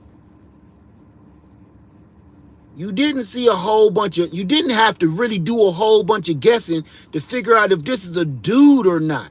To each his own, but I'm just saying, I like the days where things were what they were. Like, I can see you. I can see you. There was no computers, there was no cell phones, there was no social media, so we had to talk. So I had to meet you. I had to talk to you. There was no screen filters on your face making you look like a damn panda bear, or trying to smooth your face over, or you done got a face filter on there where it kind of got this weird ass creepy sheen to it, and it make your nose look like Michael Jackson, knowing you got a big ass waffle nose. I love your big ass waffle nose. Why do y'all do that shit? I miss reality. That's why I'm always talking about it. Ladies, if you got a nice juicy nose, man, embrace that shit. I love that shit. You know what I mean? If it's you, I want to see you. I want to talk to you. I want to meet you. I don't want to know who your hairstylist is. I don't want to know who your makeup artist is. I don't want to know who arched your eyebrows or cut them off and painted them back on. I don't want to know who was brave enough to glue these 6-inch fingernails on your freaking hand. I don't want to have to guess how you wipe your damn cooch in your trunk with these. It's too many questions. It's like going to the city. It's like going back to the city, and all the questions got to start. I miss simplicity of shit. I'm not knocking nobody. I'm just telling you what I miss. I miss simplicity. I miss when fellas was fellas. I miss that we didn't have to wear a whole bunch of stupid shit to try to prove that we got more money than our homeboys. I miss us having a cutoff. I miss TV having a cutoff time. That's enough TV. TV shut off for the whole day till tomorrow. And now you got to figure out something else. Take your ass to bed. Everybody don't go to sleep no more. Take your ass to bed. When the TV shut off, that means go to sleep. You shouldn't be up to see the damn TV cut off anyway. I remember when everything had a cutoff. You know, I remember when hanging with your homies had a cutoff. Like, man, I'm with my fellas all day. Okay, It's time to go home. It's time to go home. Where you going? I'm going to the house. Oh, I'm about to spend the night over his. I'm supposed to be spending the night over his house. Oh, where you going? I'm going back over my aunt's house. I was staying for the weekend. Okay, everybody went home, and we might meet up again tomorrow. There was a cutoff time. Not I'm rolling with my homies all day, all night, all day, all night, 24/7, to the point you with your homies so much that y'all pretty much lightweight got like a loving relationship, to the point where now if you say you want to go home, your homeboy get mad. Where you going, dog?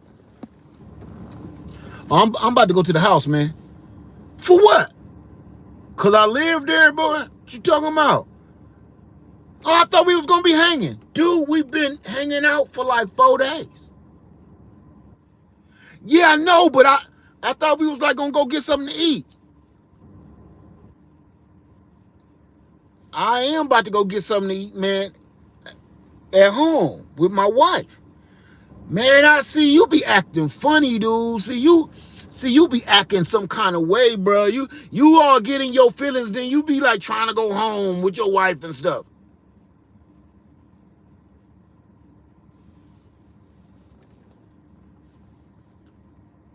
Ain't no cutoff. So you don't even realize that your homeboy done mess around and fell in love with you, and you don't even know it. You don't even know you in a homosexual relationship. You don't even know it.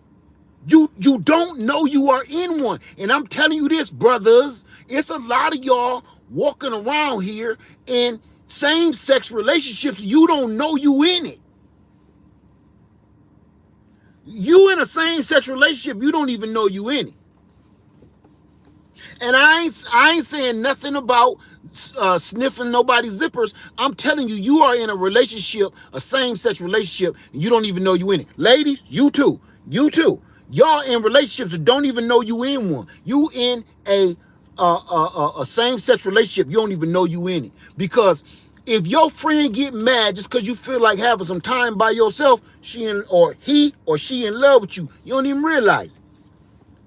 Like, damn, I'm just going to the bathroom. I know, I just want to see where you was going. You need to know where I'm about to go pee. You want to know what kind of tissue I'm going to wipe my twat with too? That's insanity. What's wrong with you? Where you about to go? I'm about to run to the store real quick. Wait, let me get my coat. Well, I don't need you to go with me to go to the store. I'm going to the store. I'm going to grab me some cigarettes, and I'm going to come back. Yeah, I'm going to go too because I want to pick up some stuff. Well, I tell you what. You go to the store and you grab my cigarettes while you pick up what the hell I was going. While you go and pick up what you pick up. I'm going to stay to the house. But I thought you was going to go. I was going to go by myself. What you saying? You acting like I can't go with you or not. It ain't that you can't go with me. I just want to run to the store. See that conversation? How many people keep having conversation like that? Same-sex relationships. You don't even know you in one. You don't even know your homeboy done fell in love with you or whatnot. He get mad at you because you want to go somewhere by yourself without him. Or y'all hanging too long together or whatever. I'm not saying nothing against nobody's sexuality. I'm telling you, you may be in a same-sex relationship. You don't even know it because everybody is so damn sensitive.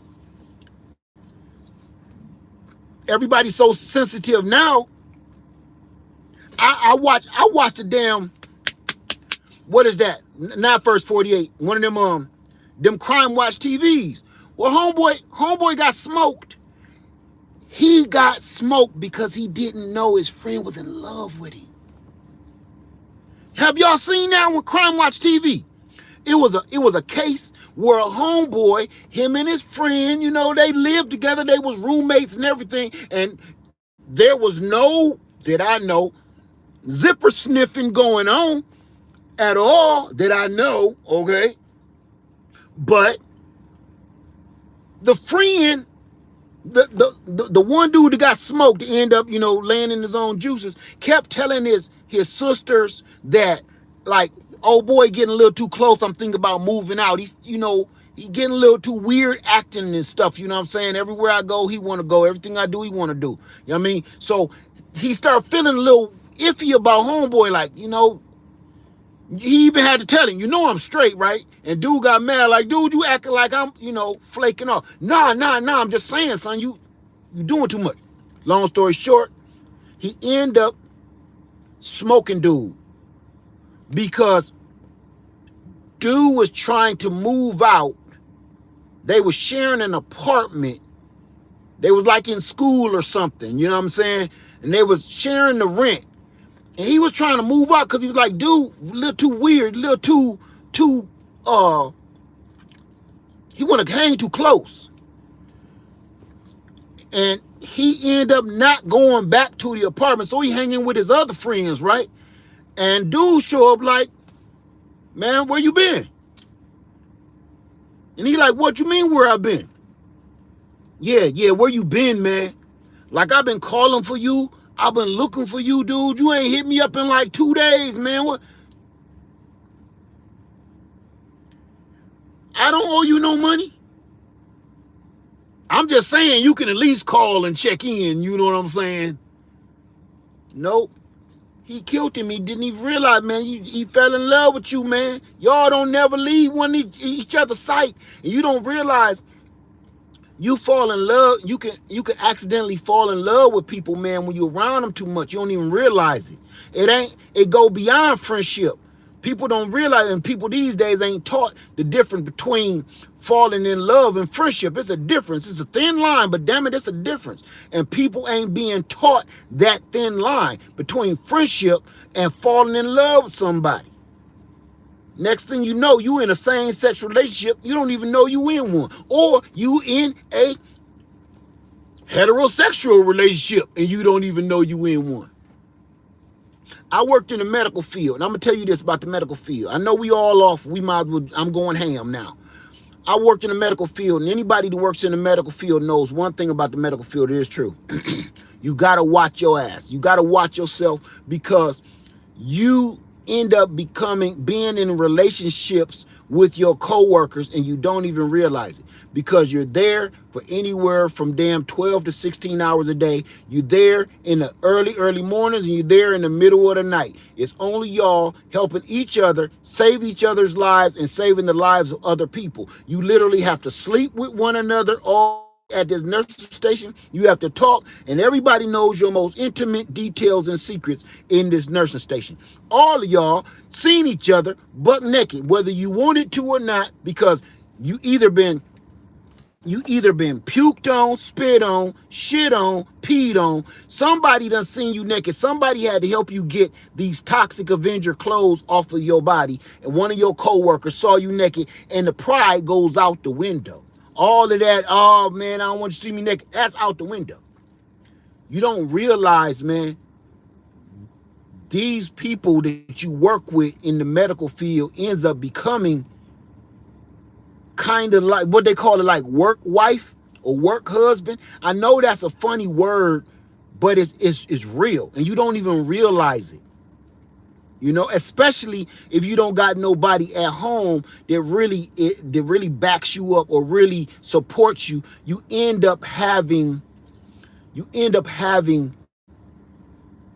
relationships with people on your job you don't even know. You don't even know you're in love with somebody. So the same thing out here happening. That's the kind of stuff that happens in the city. Too close. Everybody need to spread out. Be away from one another. It's too easy to get confused on boundaries. We're not supposed to be living on top of each other like that.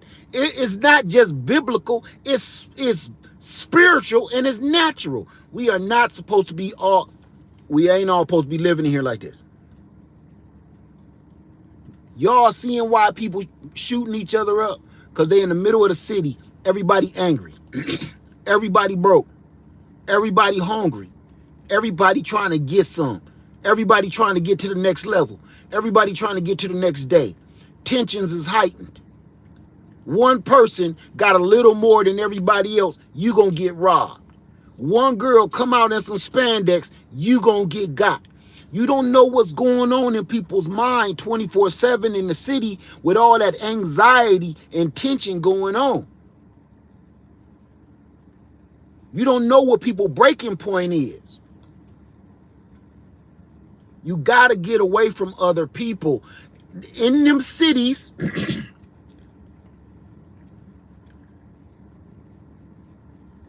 the lines just get crossed too much. It ain't the same anymore, man. It's not the same anymore. There are no cutoffs. There are no boundaries about anything anymore. Everything is a we're free falling through life right now. It's like whatever goes, whatever happened goes, what happens in Vegas stays in Vegas. That used to just be for Vegas. Not no more. That saying used to just be for Las Vegas. That is not true anymore. That saying goes for everywhere in America. What happens in America stays in America. Everybody is just a free-for-all. No rules, no laws, no regulations. Just do what you like Humpty Hump. Digital Underground. Do what you like. And just make an excuse why you think it was a good idea. That's where we've become.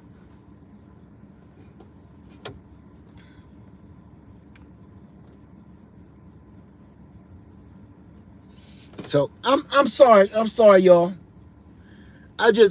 Can you see I have a slight glitch when I start seeing fake stuff or hearing about fake stuff. It sets me off, man. It really does set me off. I'm sorry.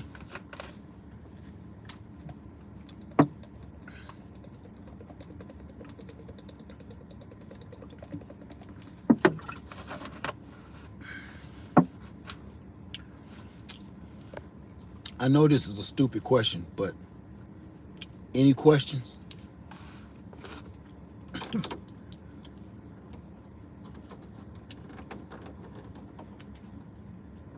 Say thank you for saying zipper sniffer. I can't wait to say it. Zipper sniffers, man.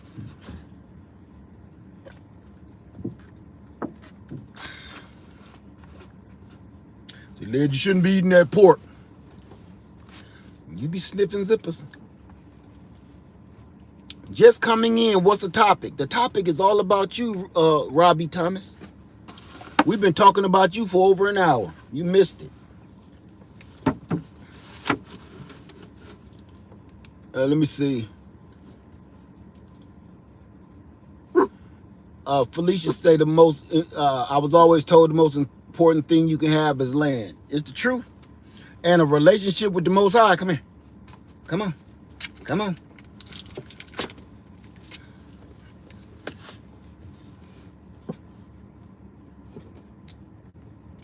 This is as close as you gonna get.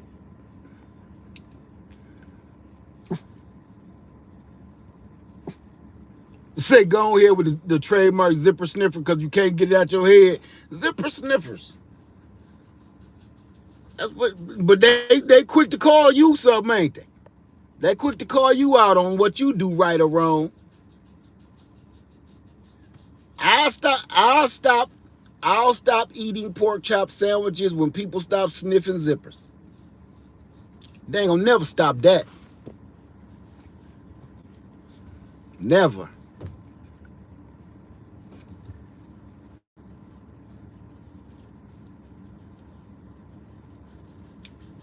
All right, y'all. Let me get on out of here. I enjoyed y'all. Thank you for letting me vent. I just don't want to give y'all no false information. I'm doing this because I just don't want you to see no fake shit and think it's real and it's for views. I'm just sick of seeing that kind of nonsense. That's why I'm going there. All right. So what you got pee? You got pee? Go pee and come back.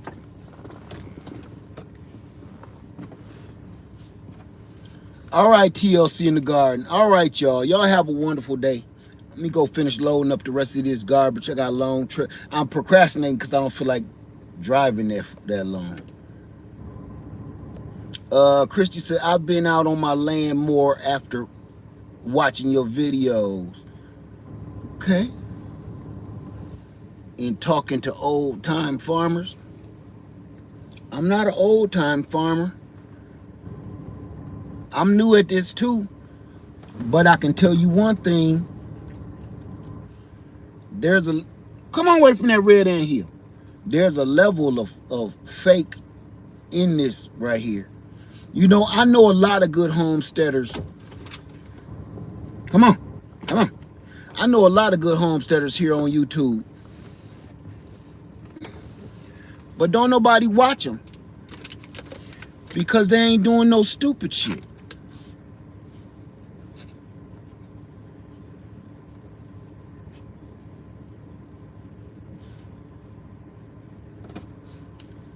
Nobody watches real homesteaders because they ain't on here doing a whole bunch of dumb shit. It's so, they living so sensibly. I'm gonna tell you something. I'm gonna tell you one thing about this. What makes homesteading boring is because it's fun. There's no loud bangs.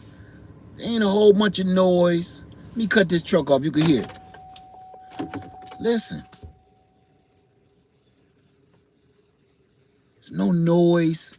There's no traffic. There's no people. There's no excitement. It's nothing. It's peace. It's peace and freaking quiet. And that's why people don't watch homesteaders, because it's boring to people the way they're used to. Let me show you something. My phone about to cut off though, so I'm gonna wait on that. No, I'm gonna show you. I gotta show you this. I gotta show you this because people need to see this. It's boring, but people need to see it.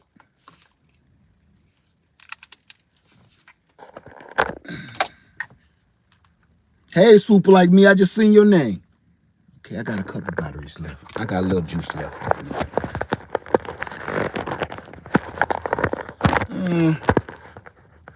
We ain't gotta do that. I got a little juice left.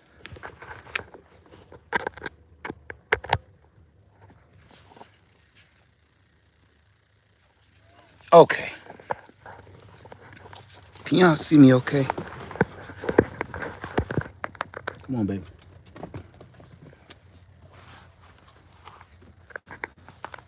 Okay.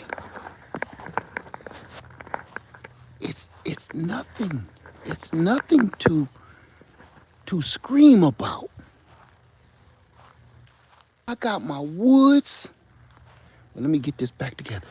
I got my woods.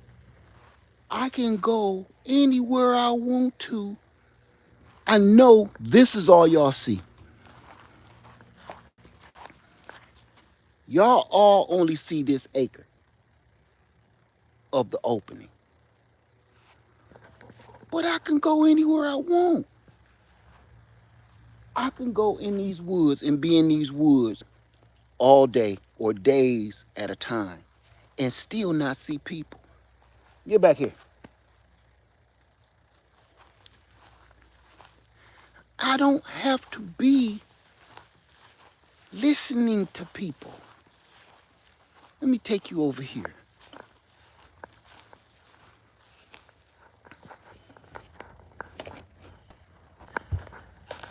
Can y'all see me okay? I don't have to be listening to people all day.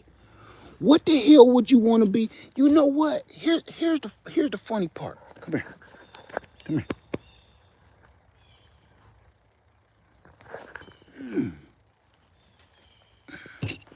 You want to hear the funny part? Most people try to leave the city. They try to get a day off. Just listen to me close, because I mean it. Most people try to get a day off from their jobs so they can go to a place like this and spend as much time as they possibly can in a place like this. What do? You get your barbecue grill, you get you a table set up, you bring out some food, you put a nice tablecloth on it, you lay out a blanket, you get some music playing, you set up a couple of yard games out there, badminton or something, a little bit of soccer or something, music playing, barbecue smoking, you get some cards going on at your table, everybody having a good time. The only bad part about that is, you know good and well, the park is about to close. The park is about to close, so it's time to wrap it all up and leave. And then we gotta wait again till we all can get time off our jobs together in unison to try to do it again.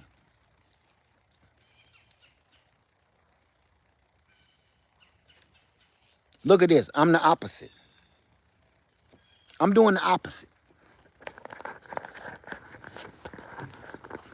I am literally living in the park that we try to get to every week. Come on.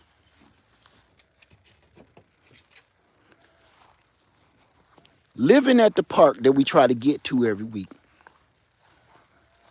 and go for a hike. People pay top dollar to go for a hike,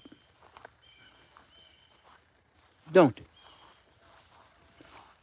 You pay top dollar to be in a place like this.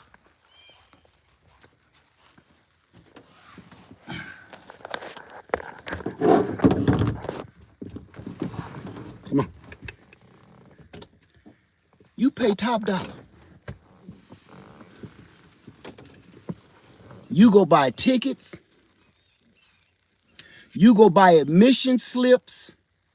You pay damn $30 to $40 to $50 per car to come into the park. You got to put a little tag in your windshield to say you got the permit to be here, and it say the park closed at dark, or it gives you a certain time the park closed, you need to have your car gone. Security there telling everybody you can't be drinking.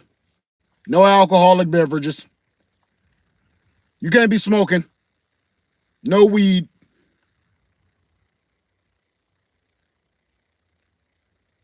Man, that ain't no way to live, man. Public urination. Public urination, that's a violation.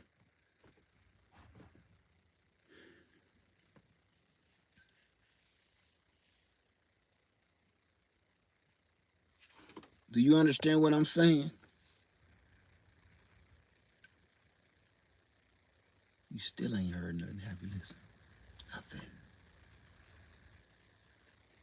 There's nothing out here. You don't got to worry about getting shot. You don't got to worry about somebody cutting you off. While I'm here, I don't have those troubles, man. I don't have to worry. That's why I really do. I telling you, I'm on a people diet. I am on a people diet. I am trying to take in less people as I possibly can. When you consume too many people, that's too many personalities that you're trying to appease to. And these days in time, everybody's so sensitive that if you don't make them happy, they turn on you. If you don't do what they want you to do or act like you want them to act, they turn on you. If you don't got nothing for them, they turn on you.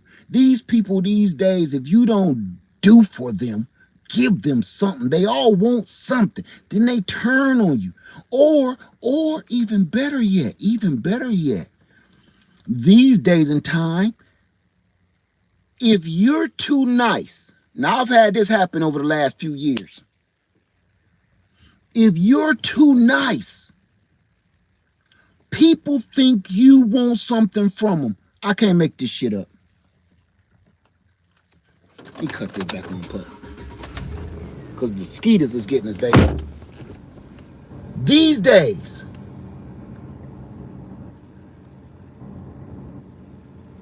if you're too nice to people, and I've had it happen to me on social media, especially social media, because I really don't deal with people. They think you want something from them.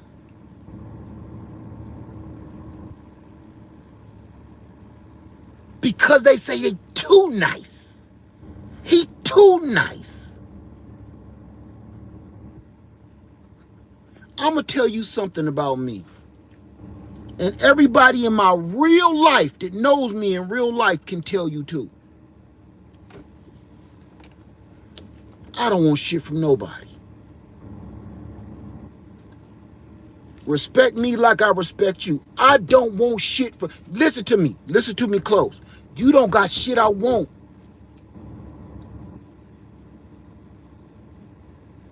You don't got anything that can help me. The only person that can help me and got something that I need is the Most High. Nobody got... You know why I try my hardest to be as kind as I can to people? When I give somebody something or I reach out to somebody and give them whatever they ask and some guidance or whatever you need from me. You want to know why I do it? Because I'm hoping my real goal can be achieved with everybody coming up. That's all I want. I want to see my people survive. I want to see us do it. I don't want nothing tangible from you. There is nothing you got that I want. I don't want your wife. I don't want your husband. I don't want your house. I don't want your kids. I don't want your money. You ain't got shit that I ain't already got. Nothing. Listen, nothing. And people will turn on you because they like, I knew something was wrong about that dude. Nobody wants something for nothing except for me. I don't want shit from nobody. I never have. Since I've been on YouTube alone, all I wanted to see was my people strive. If you think about it, I want y'all to be honest with me. Be honest with me. Even to this very MFing day.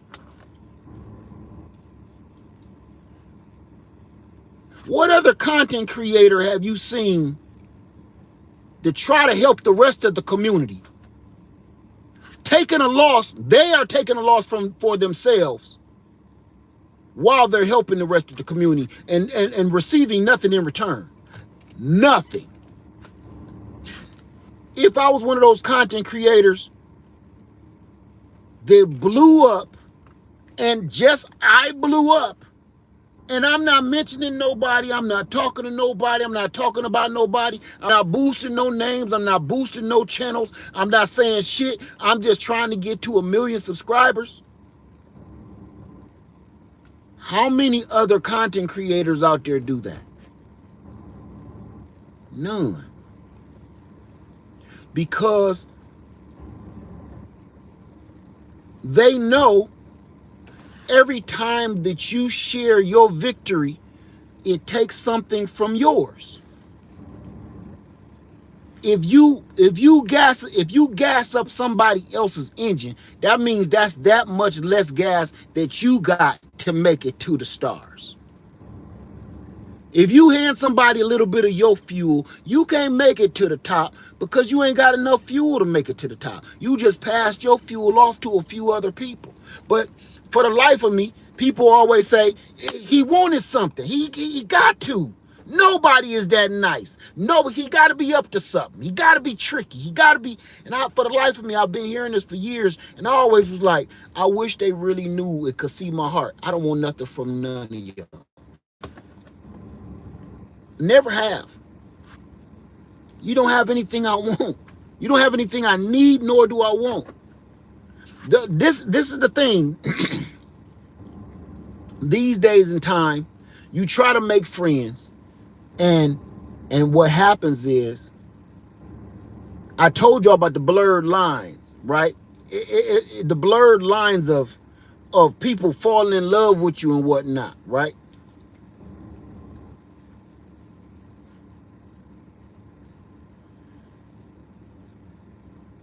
It's to the point lines are so blurred, you can't make friends with somebody without them thinking something else is wrong. Something else is off. Something is off.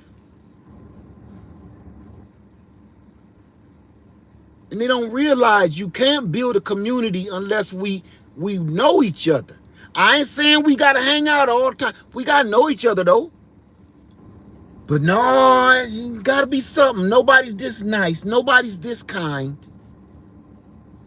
He must want to sniff my zipper or something. Sad, man.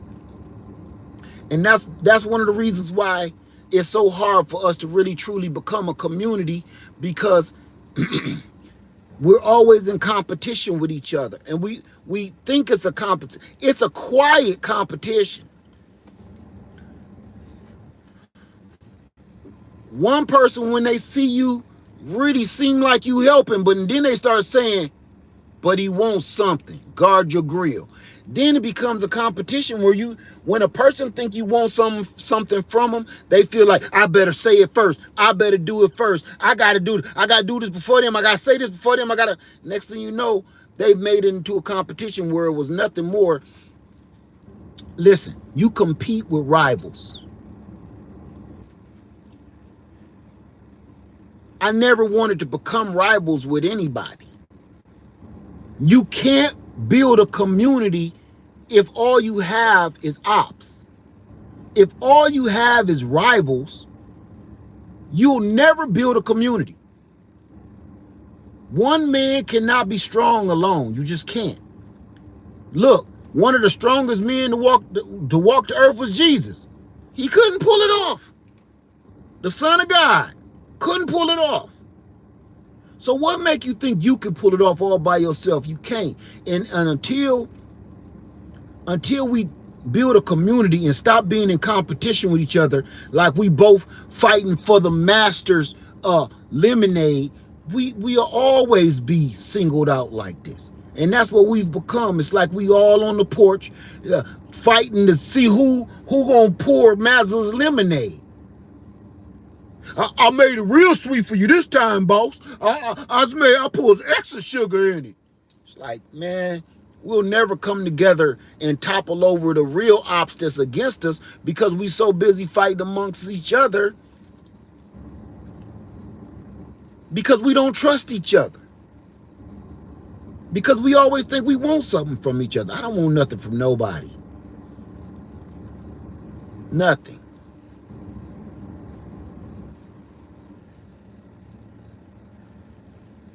So,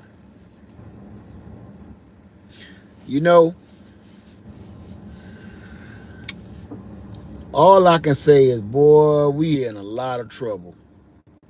That's all I can say. Is because when you can't trust your own, you already can't trust the others. But then when you can't even trust your own and you out there alone, it's like The Walking Dead and you got separated from your group. Remember, like on The Walking Dead, when one of them might get separated from their group to make a grand escape from, a zombie horde or something, and like Daryl is off on his own by himself for about a month or so, or Michonne is out there by herself. Not only is you fighting against zombies, you fighting against these other weird ass camps. Man, it's scary out there by yourself. It's better when you with a group. You got more eyes out there to see. And that's the world we really truly living in, The Walking Dead, and we don't even realize it because we think that's just on TV. But we really living that right now. We living in The Walking Dead. Because everybody want to eat your brains out and sniff your zipper. We living in a world where even your kids, I left that out earlier. That's one other thing I missed. I miss your kids being able to go outside and play without you having to worry about them being on the news tonight. I miss children being able to be outside and playing without you having to keep your eye on them every freaking second of the day. I miss when your kids could go outside and play and enjoy themselves without having to care about why is this car slowing down by me.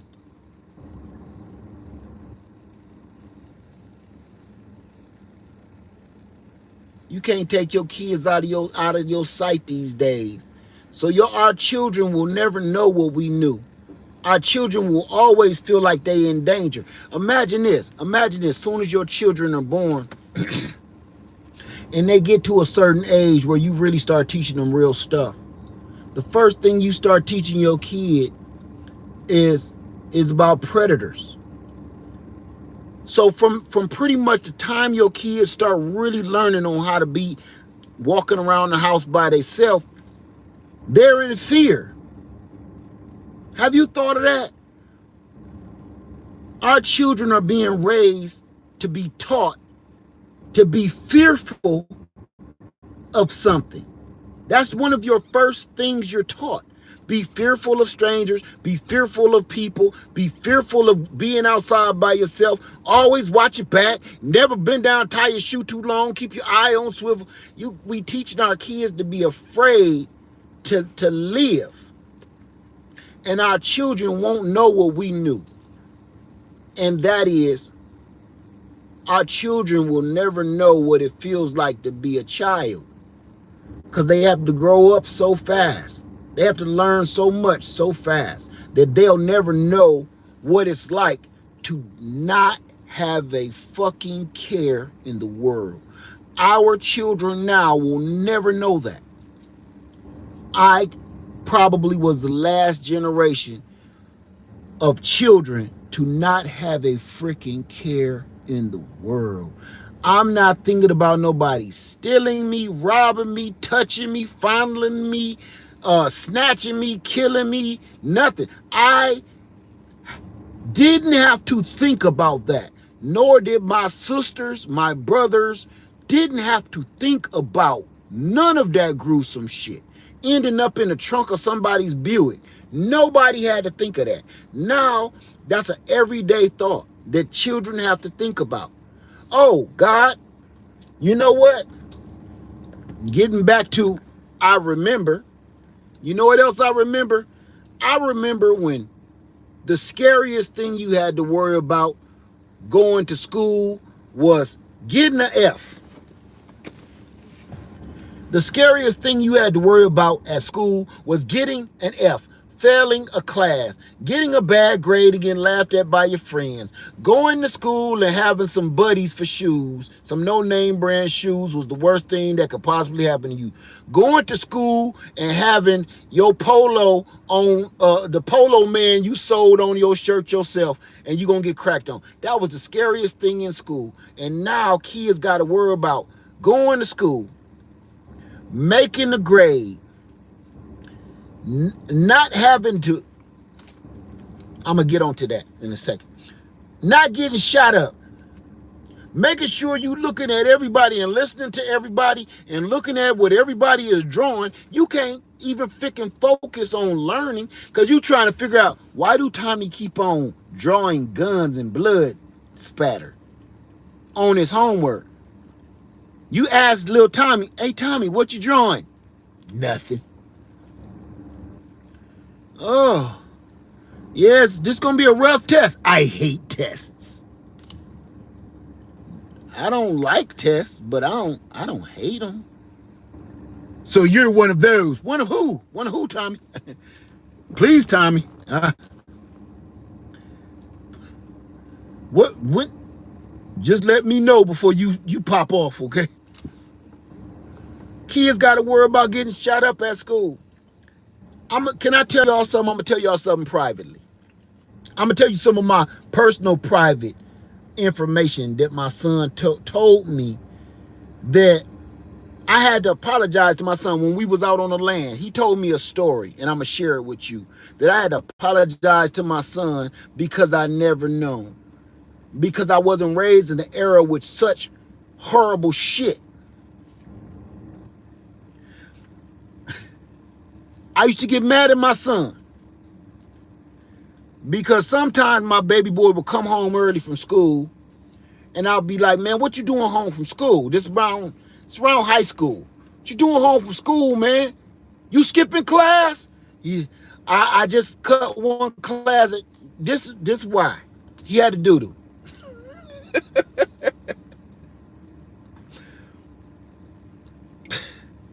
My baby boy left school because he had to do.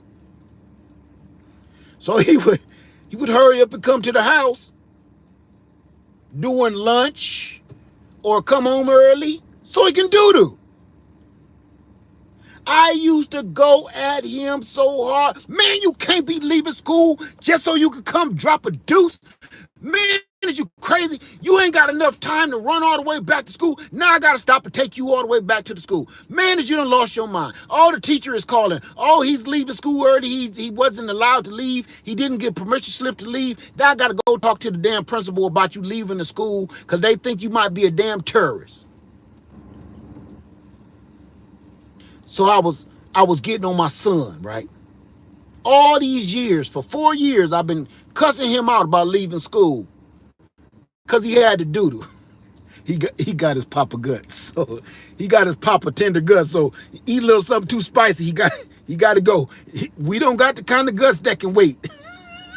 Okay, we got the kind of guts when you got to go, you got to go. We got the kind of guts that when you at a bus stop and you look down and see some human manure, you like, who the hell nasty ass did that? This guy, it was probably somebody in my family.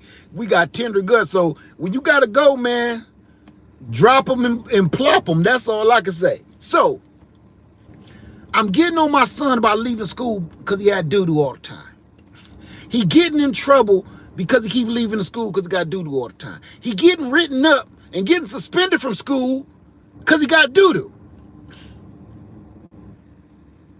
All right, now my son is in college. He can doo-doo whenever he feel like. He can leave a class and go doo-doo without asking anybody. But my son told me something while we was out here on the land building that well back there that really apologized. Because when I was telling him about how we used the bathroom in the cabin, like it's in a bucket, you know, you do away with your stuff. He know how this go. And he was like, yeah, I'd rather drop a deuce in this bucket and go bury it in the woods than have to do it in high school. And we started talking about that. And I was like, yeah, what was with that? What was that about? My son told me the reason why he refused to do at school, not because the stalls was nasty. He said, I don't care about that.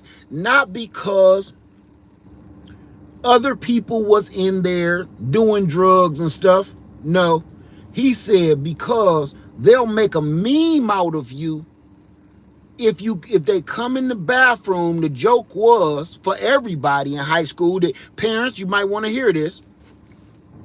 They'll start recording you in the stall while you peeing or doo-dooing, and then put it all over social media, live stream you doo-dooing and wiping your butthole,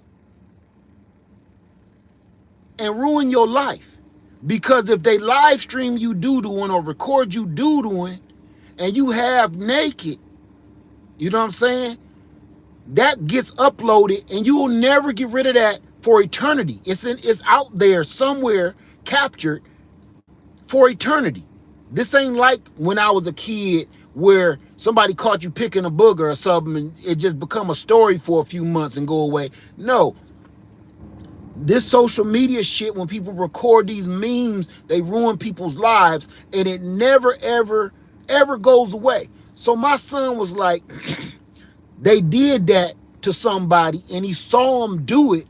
He said, I was in the bathroom one time peeing, and somebody was in there dropping a deuce, and everybody pulled out their phones and was recording this dude doodling, and the dude was in there screaming and stuff. You know what I'm saying? But everybody you could see, he said you could see the cameras flashing and people was recording it and putting it live on Instagram and TikTok and stuff. So you got to think of this. For one little dumbass laugh from some goofy ass teenagers, they ruin somebody's lives or potentially ruin somebody's lives. So people keep wondering, why is these kids keep coming to these schools tearing the club up? Because there's some underground dark shit going on in these schools that ain't nobody addressing. This is not like in my day where you just go in the bathroom to smoke a cigarette or take you a little squig off a bottle or a damn Thunderbird. No, people is in there sexually abusing people. So when my son told me that, we went from laughter to damn near crying because I just couldn't fathom it. Like, I never knew you went through that. Like, if you think about it, I'm thinking with my old brain, the worst thing that can happen to you in the boys' bathroom is somebody splash some pee water on you or throw some doo-doo at you or something, you know. And I'm thinking to myself, my son would rather butt heads with me in my loud mouth and hear my mouth all day. Now, I should have thought of this when he was younger. He'd rather listen to me and deal with me all day, even to the point of being suspended, because when you suspended, I'm be on your ass every day. You ain't getting no rest. You ain't about to chill, ain't be playing no games. I'm gonna work your ass to death. You gonna hear me and see me every day. But I thought my son would rather deal with me and being suspended and having to catch up on his grades and stuff than be the new meme in somebody's social media platform of you trying to wipe your own ass. I used to wonder why my son didn't eat lunch at school. My son didn't eat lunch at school. That's why he would come home and eat everything up out the damn refrigerator. I'm like, man, didn't you eat at school? To hell you come here eating all the food up? That's because he said I refused to eat at school because if I eat at school, I'm gonna have to doo-doo. And if I gotta doo-doo, that means I gotta come home. Then I'm gonna get in trouble. Our kids are being tortured inside of these schools with all kind of strange shit going on, and we don't even know. This new form of bullying is like nothing we've ever imagined. This ain't nobody making a funny name up for you and calling you that in the hall. Oh, there go Doo-Doo Dan. What's up, Doo-Doo Dan? No. See, Doo-Doo Dan, that goes away. Because if Doo-Doo Dan one day get up the courage enough to knock your damn teeth out, you going to stop calling him Doo-Doo Dan. Nah. They taking pictures of you half naked. Pictures of you. And then imagine this, while somebody is recording out. This is what my son said he saw all the time. That's why he refused to do it. Imagine this. You trying to doo-doo. And then somebody coming there and pouring pee on you or flicking doo-doo at you while you sitting on the commode and throwing wet tissue paper in there at you and throwing all that. But see, I'm not saying this stuff never happened before in my day, because it did. But now it's being recorded. Not just recorded, but it's being uploaded and live streamed to the rest of the freaking world.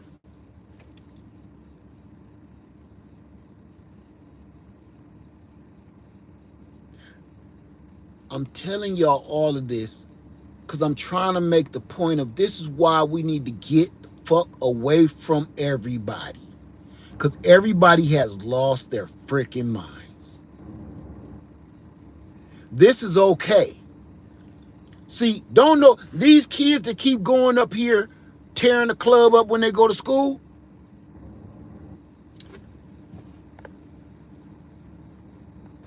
These kids that keep going to school and shooting up the schools, we don't know why they do it. And then you hear a lot of people say, I knew he was always a weird kid. I knew he was always a strange kid. He never told. Yeah, you knew what was wrong with him. Y'all know what y'all did to him. Y'all know exactly why he this crazy.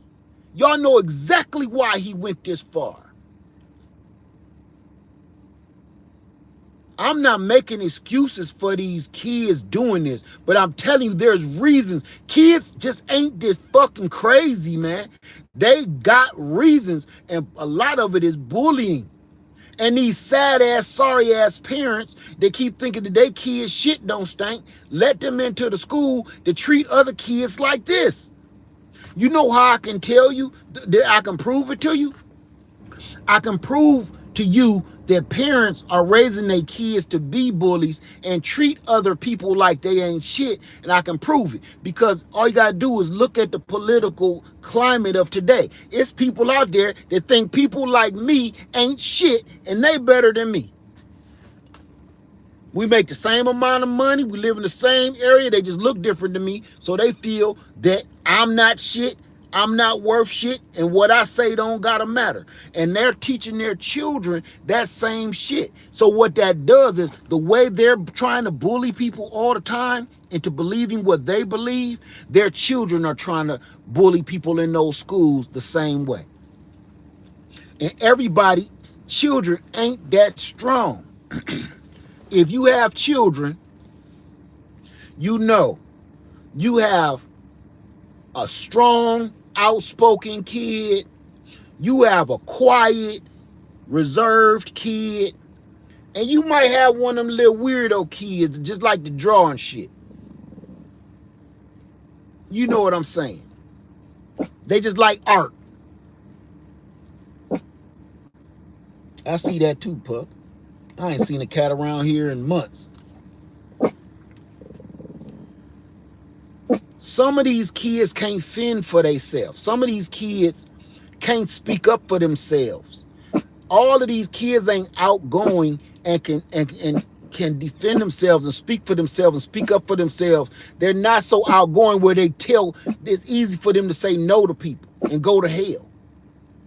Some of these kids, man, get bullied until the only thing that they know how to do is explode. They don't know how to say no. They don't know how to, they scared to go tell, and it's the other reason they scared to tell. Because some of these adults are such assholes that they'll just brush it off as nothing. Oh, you're just being sensitive. Oh, he didn't mean nothing by it.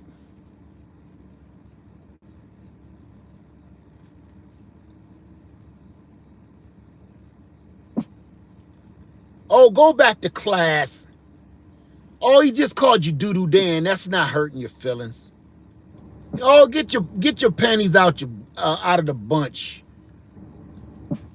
You got a lot of the parents trying to do that tough man shit on these kids, and they ain't recording these incidents. So this kid, once, just like an adult, once you see that nobody is coming to help you, you don't know what to do except explode like the Tasmanian devil. And these kids don't know who to run to. They can't go home because mom and dad always at work to tell what's going on. They can't go to their teachers or their supervisors because their supervisors are so busy worrying about who in love with who in the schools.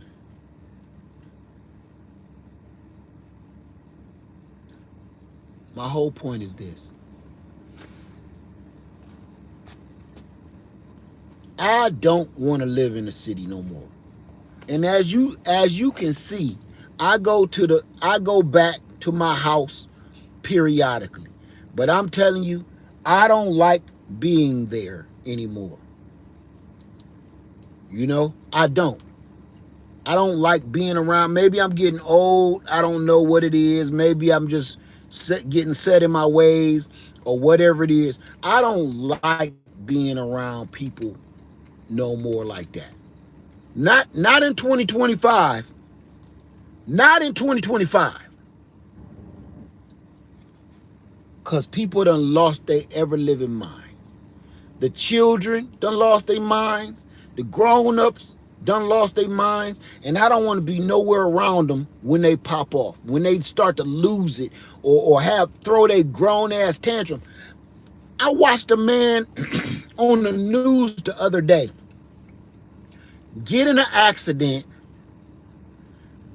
and somebody was out there recording the accident and laughing at the man that got in the accident.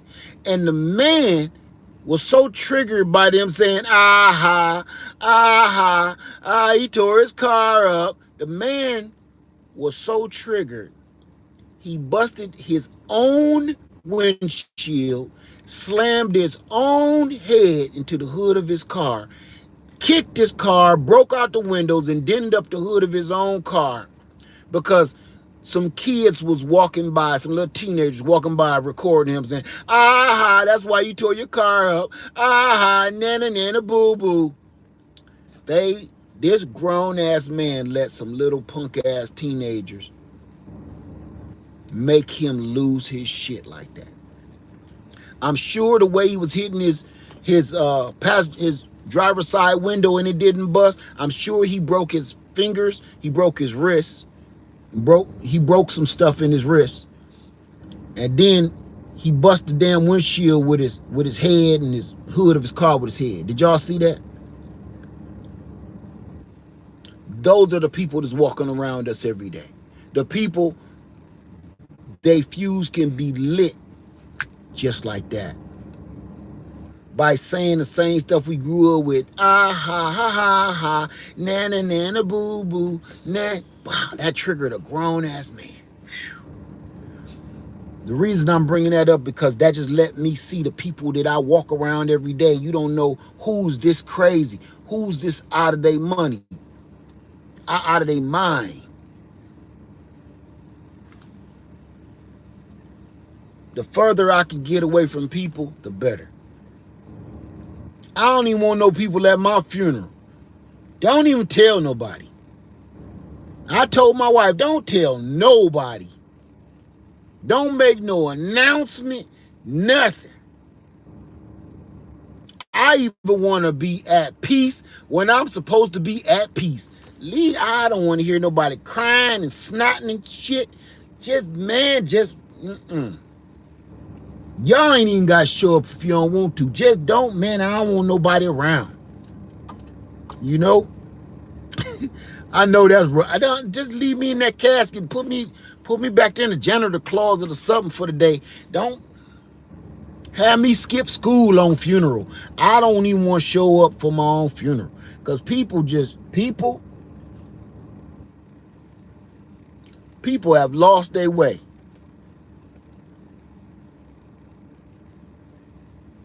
They have lost their way. To the point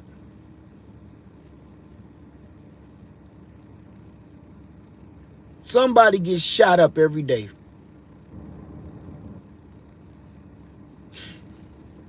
For nothing. It wasn't a fight. It wasn't an argument. Now people just get shot up because they said something. Oh, he stank. Pow, pow, pow. Damn, his feet big. Pow, pow, pow. Ooh, his teeth is crooked. Pow, pow, pow. Damn, his eye is cocked. Pow, pow, pow. Damn, his breath stank. Pow, pow, pow. Damn, her booty big. Pow, pow, pow. We walking around the city limits, walking on eggshells because you scared to compliment somebody and we scared to give constructive criticism. So everybody is walking inside the grocery store silent as a mouse. I'm scared to walk past somebody in the grocery store and say, excuse me, can I get by? What? Why'd you get it? Pow, pow, pow. Damn. I can't make this shit up. And I ain't no punk, but I ain't no dumbass neither. If I see an aisle in the grocery store and it's too many people down these aisles, and we all know that these days and time, they're starting to try to put more stuff in the store, so the aisles is getting shorter and smaller and more narrow.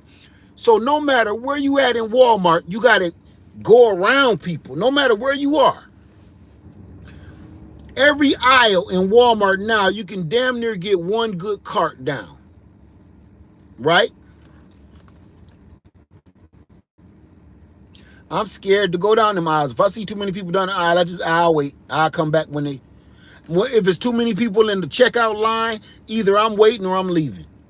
I don't want to be around people where nothing, I don't want to, I come to the grocery store in the middle of the night or first thing in the morning when ain't nobody in there. So I can go and get in and get out. I don't want to have no discussions with people. I don't want to, oops, excuse me, I'm sorry, I accidentally hit you with, motherfucker, you ran over my foot, ran over my ankle with your cart. Man, I'll put a cap in your ass. Wait, please. Please. My wallet is in my pocket. Don't hurt me. You know what I'm saying? Watch where the hell you going, man. Man, I'm sorry, my wallet is in my pocket. Here go the keys to my car. Here go the deed to my house. Man, leave me alone. No matter where you go in the city these days, man, you always feel threatened. You can't go through the drive-thru and get a sandwich. You want cheese with that? I'm sorry. I'm sorry. My wallet is in my pocket. Here's the keys to my car. Here's the deed to my house. Here go my wife's wedding ring.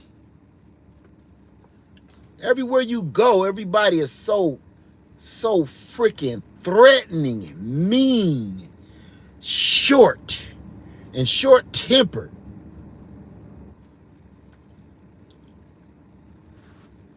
Damn. Bojangles, can I take your order? Yes. Do you got a yell? Can I have a 3-piece? That come with biscuits. Yeah. I don't want the biscuits. Well, it come with biscuits. Okay. Just give me the biscuits. It's all right. Even though I'm allergic to them. Go ahead, and here go my wallet is in my right pocket. Here go the keys to my car. You can't do shit without it always feeling like somebody about to whoop your ass. No matter what you do. I done went real ham on this video. I'm gonna erase this video because this is bananas. All right, matter of fact, oh my God, it's 4 o'clock. I've been on here for like 3 hours. I'm gonna go ahead and erase this video, y'all, because I'm sorry. This has been, you screaming at them kitty cats. I'm sorry, y'all. I gotta let this one go because this ain't gonna help nobody. All right. I'll see by the end of the day how many views it got. If ain't nobody listen to this madness, I'll let this one go. Okay. So everybody enjoy your Friday. I still ain't made it to the dump. They probably closed by now, so I don't know. By the time I get there. So says so many emotions. Yeah, this was actually. I just been in my feelings, man, about the state of the world. The state of the world, man, it just got me on edge. It got me on edge. How many people, show of hands, how many people just kind of lightweight feel hopeless right now? Like, what are we doing? How many people, show of hands, feel like, man, you feel a little hopeless. You got this anxiety built up inside you. I got this anxiety built up inside me that's so thick and rich like barbecue sauce. You know what I mean? It's like you're not scared, but you don't want to turn on the news. You don't want to turn on social media. You don't want to hear what's being said at the water cooler. You don't know who to sit by at the lunch table at work because you don't know if they friend or foe. And everybody now feels like an op. You trying to figure out which one of y'all want me dead. Which one of you want me gone? What a horrible, horrible feeling. I'm going to ask y'all this. How many people are still working in the workforce? Like you got to go punch a clock every day. How many people are in the workforce? You got to go punch a clock every day. Because I got a question I want to ask you because I'm very curious. How does it? I asked my brother this, and he got 4 more years and he can retire. Oh my God. How does it feel working shoulder to shoulder, side by side with your coworkers, knowing that some of them want you gone? How does that feel? They're telling you. You hear them and you hear their arguments, you hear their conversations, and y'all been friends for all these years, and all of a sudden, now you know how they really feel. How do you feel knowing that the people that you work shoulder to shoulder with, and some of them you even trust with your life because of your job, can't stand your ass deep down? How does that feel? I'm just asking.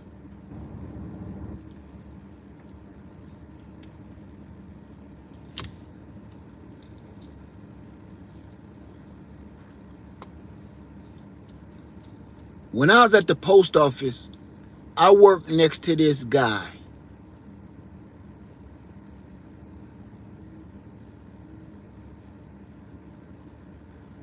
He showed his true colors, and I just couldn't believe it.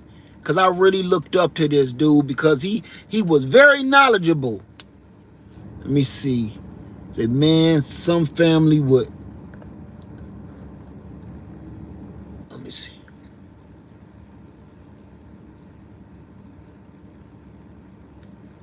Oh, Sylvia said I spent 3 years working from home before I retired. My brother said he don't talk to anybody anymore. He come to work, he put his headphones on, he build his cars, and he go home. Because some of the people that really rock with us turned on us. Say the dispatchers that wanted to get rid of you.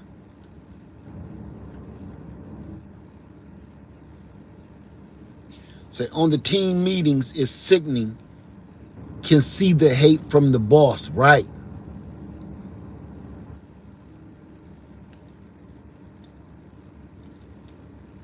It's sickening, man. It's sickening because I can see it from a distance. You know, when Snoop Dogg did his little Crip walk on that stage,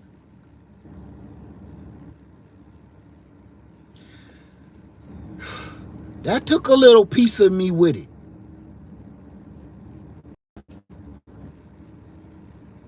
When I seen Snoop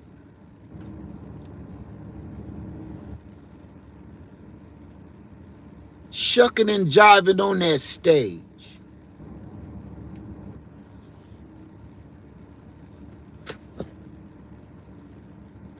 he took a piece of me with him.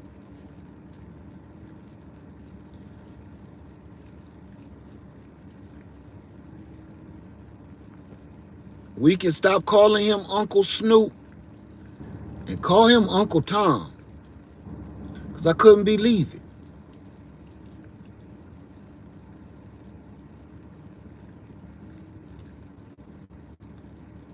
You don't know who to trust no more, man.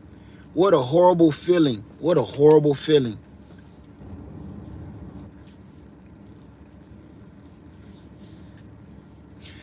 You know, I'm not going to compare our situation to the slave situation, because I know there is no comparison to that. But I will say this.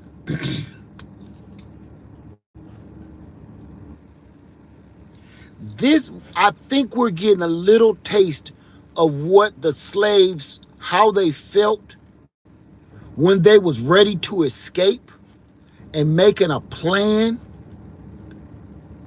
to escape. But they had to be real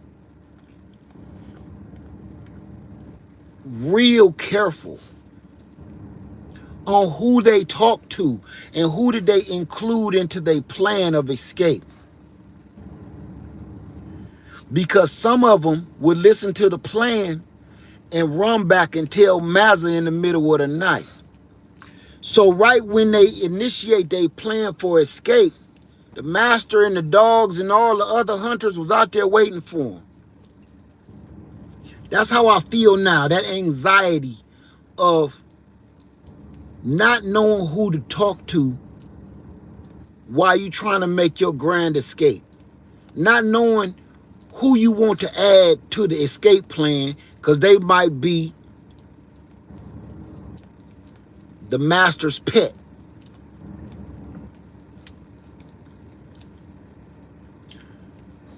And I'm not going to lie to you. It's a lot of people and even entertainers that I looked up to and I really respected that really let me down. He didn't, nah, they didn't let me down. They let us all down. See, let me down is one thing. That can be changed. But when you let down a whole community of people, you really put your foot in it this time.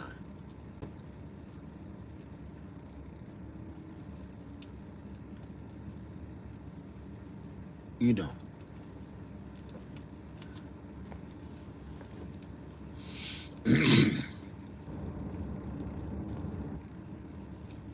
I know, Greg Jones. I know. It's funny, man. They make millions and millions of dollars off of us and then sell us down the river. Buy my album, buy my album, buy my album. Master, there he go. There they go, Master. They running that way. They say they're going to all meet down by the river.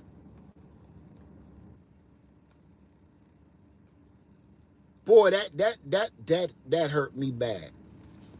Ice Cube ass too. Ice Cube, Snoop.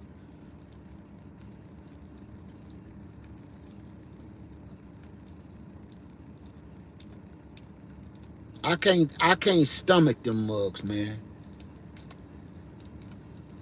Because we always gonna have a couple of them on the porch watching.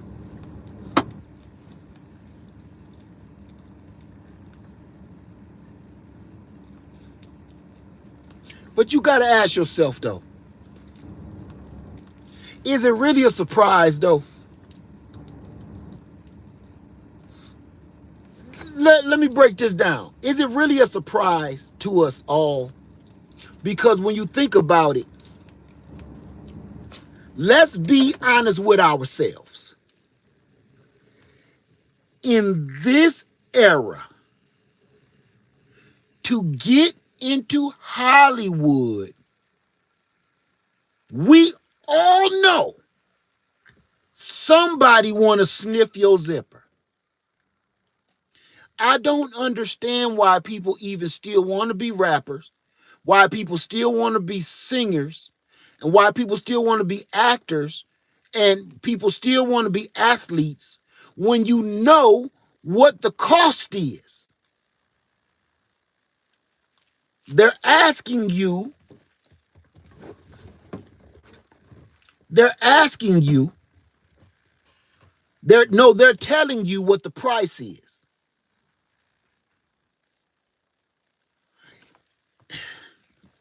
If you want to be famous,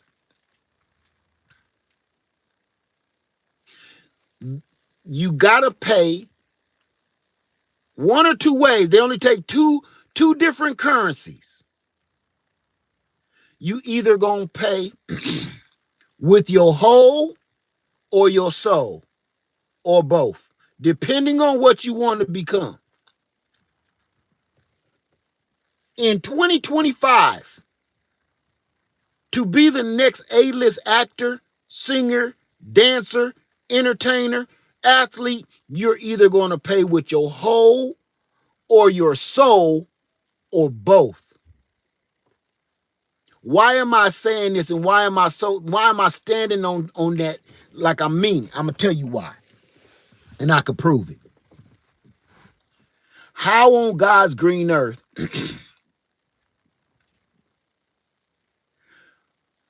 have the record industry been around so long? Every artist, whether you writing your own music or not, even Prince, is broke.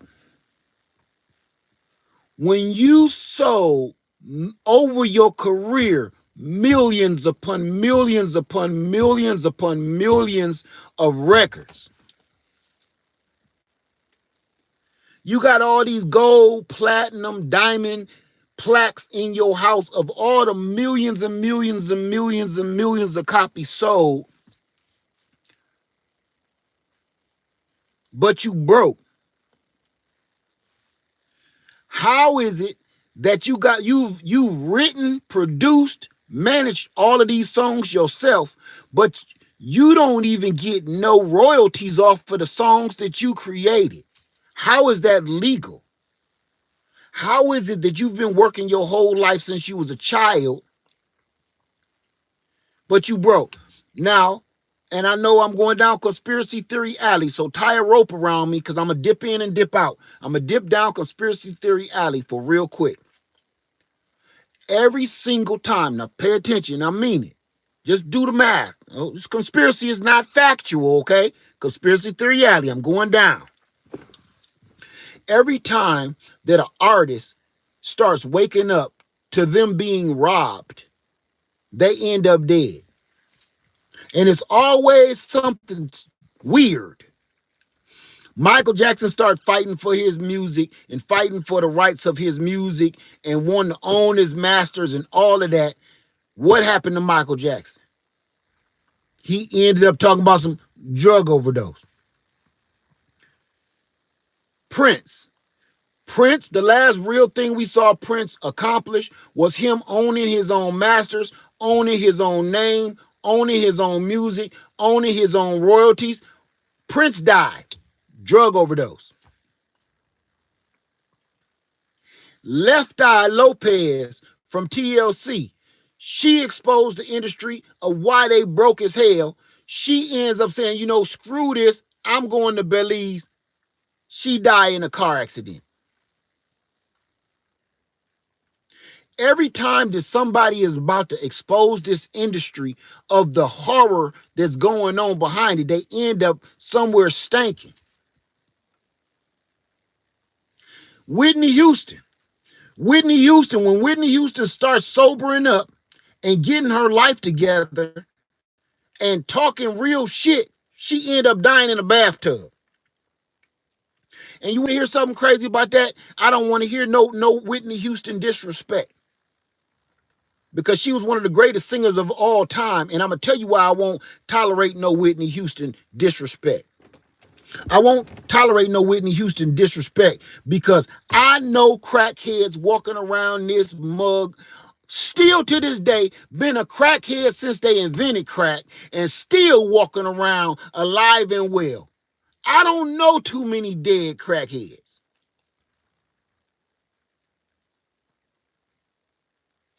I don't know nobody, and look at the conditions of the crackheads that I know. Walking the streets, ain't got nowhere to live, barely dressed, ain't never got no shoes on, ain't got no hair, ain't got no teeth, ain't got no food. For some reason, always have a random half-eaten honey bun in their hand. But you understand what I'm saying? These is the bottom of the barrel crackheads. They still alive and well. They have adapted. So you mean to tell me Whitney Houston relapsed, take a few drugs, smoke a little crack, get in a bathtub and die? Miss me with that. She had got sobered up and she started exposing the industry too. Miss me with that she smoked a little too much crack and died. Miss me with that. Every time one of these artists start getting wise to the game and they start speaking out, they disappear. But for some damn reason, everybody see all these athletes. Once you all bruised up and your career is over and your shine is over, you can't run the ball like you used to. You can't block like you used to. Your ass is broke. Why do people keep wanting to become these people? Why do you keep striving to become the next artist, the next broke-ass artist? We can go on. Kodak Black. I don't know what Kodak Black be saying. I don't understand the language that Kodak Black is speaking. But clearly, everybody is telling me Kodak Black is one of the greatest rappers out there. I don't know. I ain't listened to this kind of rap music in years, so I don't understand this new language. But they saying Kodak Black is that dude. All of a sudden, now he a dopehead, wandering the streets, eating fried chicken in the middle of the road and shit. Look at Little Nas X.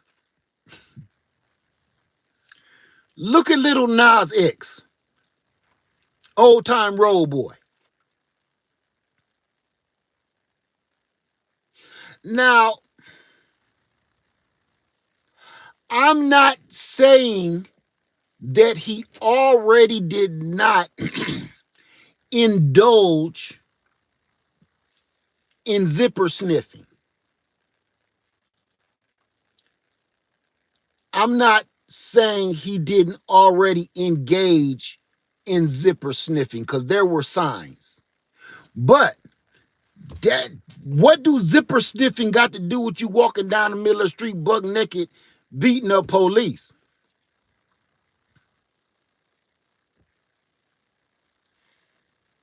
That don't drive you crazy.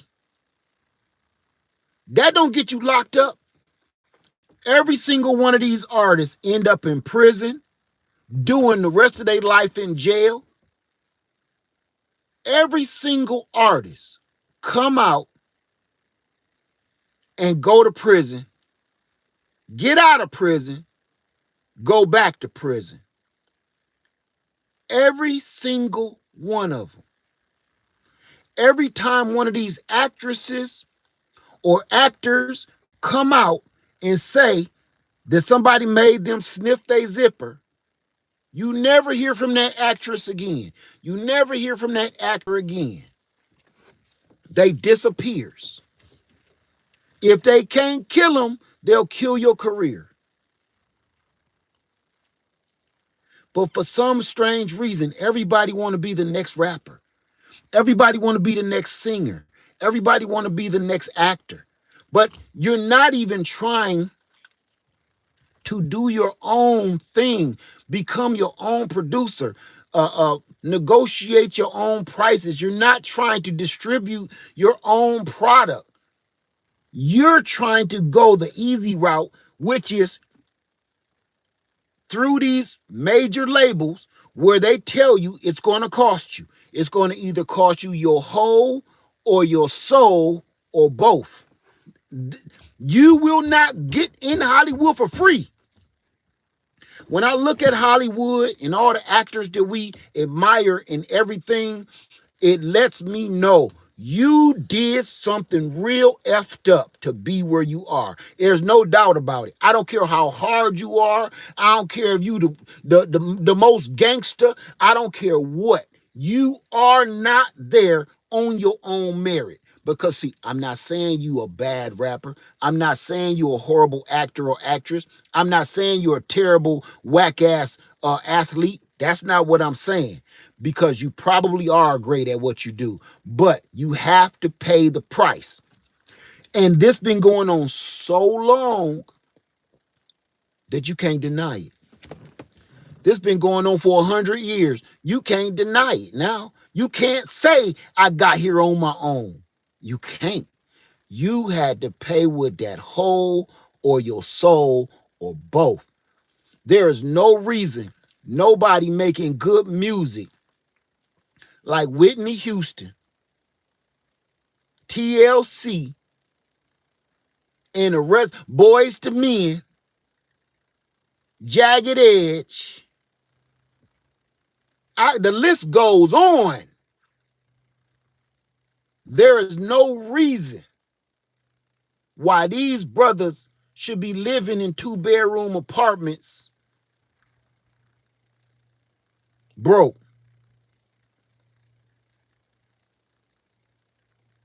I'm going to tell you a little story that I heard, I think it was today. How many people know the Black Eyed Peas? You know the group, the Black Eyed Peas? In the group, the Black Eyed Peas, I don't know if y'all remember, Fergie wasn't always in the Black Eyed Peas. Do y'all remember that? Fergie wasn't always in the Black Eyed Peas. In the beginning was the black chick. I don't even know her name. Remember that? The Black Eyed Peas, the first girl in the Black Eyed Peas was black. I watched her, what is it? The show is called Almost Famous. When the Black Eyed Peas blew up, they was telling her, you need to take off more clothes. We want you twerking on Will I Am. We want you going down and looking like you about to sniff the other dude's zipper. And she said, I'm not doing that. These is like my brothers. We're like family. We're literally like family. I'm not about to act like I'm having sexual relations with my brothers. And they was like, well, you doing it or you got to go. So she quit. Her name was Kim Hill. Thank you, Sophia.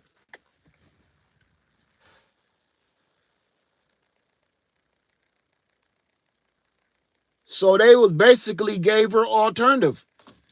You either twerk on Will I Am or you're going to have to find something else to do. So she quit.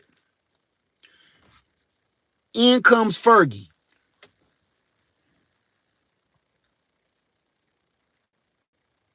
I rest my case. You're not going to become nothing unless you pay with your whole or your soul. Because 1 minute they had you twerking on Will I Am. The next minute, they want you to do a video acting like you having a 3-way with Will I Am and the rest of the Black Eyed Peas. And the next minute, he going to call you to the office and give you your bonus. This is a shrewd-ass game, man. This entertainment business. But that's the world we live in. I don't understand why people why don't you want to be realistic? Make your own music. Put out your own music. Or stop that shit altogether. Get you a farm somewhere. Your first couple paychecks, stop buying people houses and shit. Go buy a farm. Go buy some land somewhere. So when they do tell you that we need to see your whole or your soul, and when you ready to opt out, you got somewhere to go. You ain't got to be worried about no more money. You ain't got to be worrying about selling your soul or your whole for nobody. You got somewhere to go. And that right there is why I love this land. Because I got somewhere to go. When somebody want me to do something stupid, I got somewhere to go. They wanted me to do stupid shit at the post office. I'm not doing that. You know what they call me at the post office? Why are you so difficult?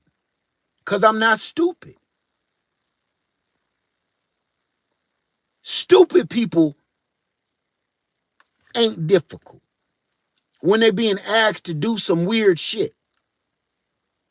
If you say something that makes you feel uncomfortable, all of a sudden you're being difficult. In the entertainment business too, right? If you say you don't want to be in this video shoot and showing your monkey, you've been difficult. If you don't want this love scene in this movie where this dude humping on top of you, even though that's what the script say, yeah, is it another way we can shoot that though? No, you got to have him. We want full nudity. I thought, why is we doing full nudity scenes and we acting? Well, we want to act like his junk is touching your junk. But that's not acting. That's actually sexual relations. We won't show everything. It don't make no sense to me. We want it to be as real as possible. Well, tell people to go to the strip club. If they want to see my butt cheeks and see this dude's sack, go to the strip club. We trying to make a movie. I don't think people need to see that. You know? They don't need to see the actual clapping to understand what is happening here. You can do a fade to black. Kiss, kiss, kiss, fade to black. You see some drawers drop on the floor, fade to black. You see his shirt hit the floor, fade to black. They don't have to hear the clap, clap, clap, clap. Drawers hit the floor, fade to black. Shirt hit the floor, fade to black. Kiss you on the neck, fade to black. They don't need to see the clap, clap, clap. Them bars for it right there. They don't need to see the clap, clap, clap. Fade to black. Sit there and use the excuse of we want it to be as authentic as possible. Well, you making the audience dumb. You telling the audience they stupid. You telling the audience they don't got no imagination of once you get kissed on the neck and everything else and see a shirt and some drawers hit the floor, you don't know what happened next. Is this movie for children? It shouldn't be. Should be for adults. And adults, I believe they know what happened when they see some drawers hit the floor and the lights go out. Fade to black. Shit. They don't need to see the clap, clap. They get it. This ain't pay-per-view. You know? So, let me stop. I've been on here all day. I even had to plug up a battery. Let me go, y'all. Like I say, I don't think this video gonna make it. I went off on this video. I didn't mean to, but damn. Just get out of them damn cities, man. Stay away from fake ass people too. All right? And don't let nobody take your kindness for weakness. If you being kind to people, if they don't want it, pull back. Fuck them. If you don't want me to be nice to you without no exchange of anything, you just don't like you, that make you nervous, just stay, okay, no worries. Save your kindness for, you know what? Save your kindness for other people. Save it for, hey, you got this homeless man ain't gonna tell you acting funny. You hand this homeless dude a sandwich, he ain't gonna say, what you want in return? What you talk about, Willis? No, he gonna say, thank you, God bless you. So just a weird world, man. You ready to go? Look, oh, y'all gotta see this. This is her ready to go face. Look.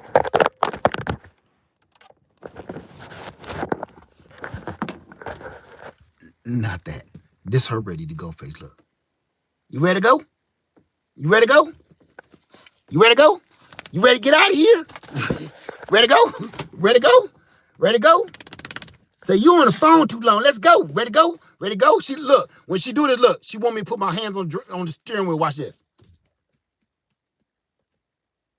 You ready to go? Ready to go? Ready to go? Ready to go? Ready to go? Let's go. Okay. We about to go. All right, y'all. Let me go. All right, we about to go. I'll see y'all later. All right. Live for Observer 3. Enjoy y'all Friday. Don't watch this crazy video. You ain't gonna know. You ain't gonna learn nothing about. You gonna learn about people eating pork, zipper sniffers. You ain't gonna learn much about this video. All right. Y'all have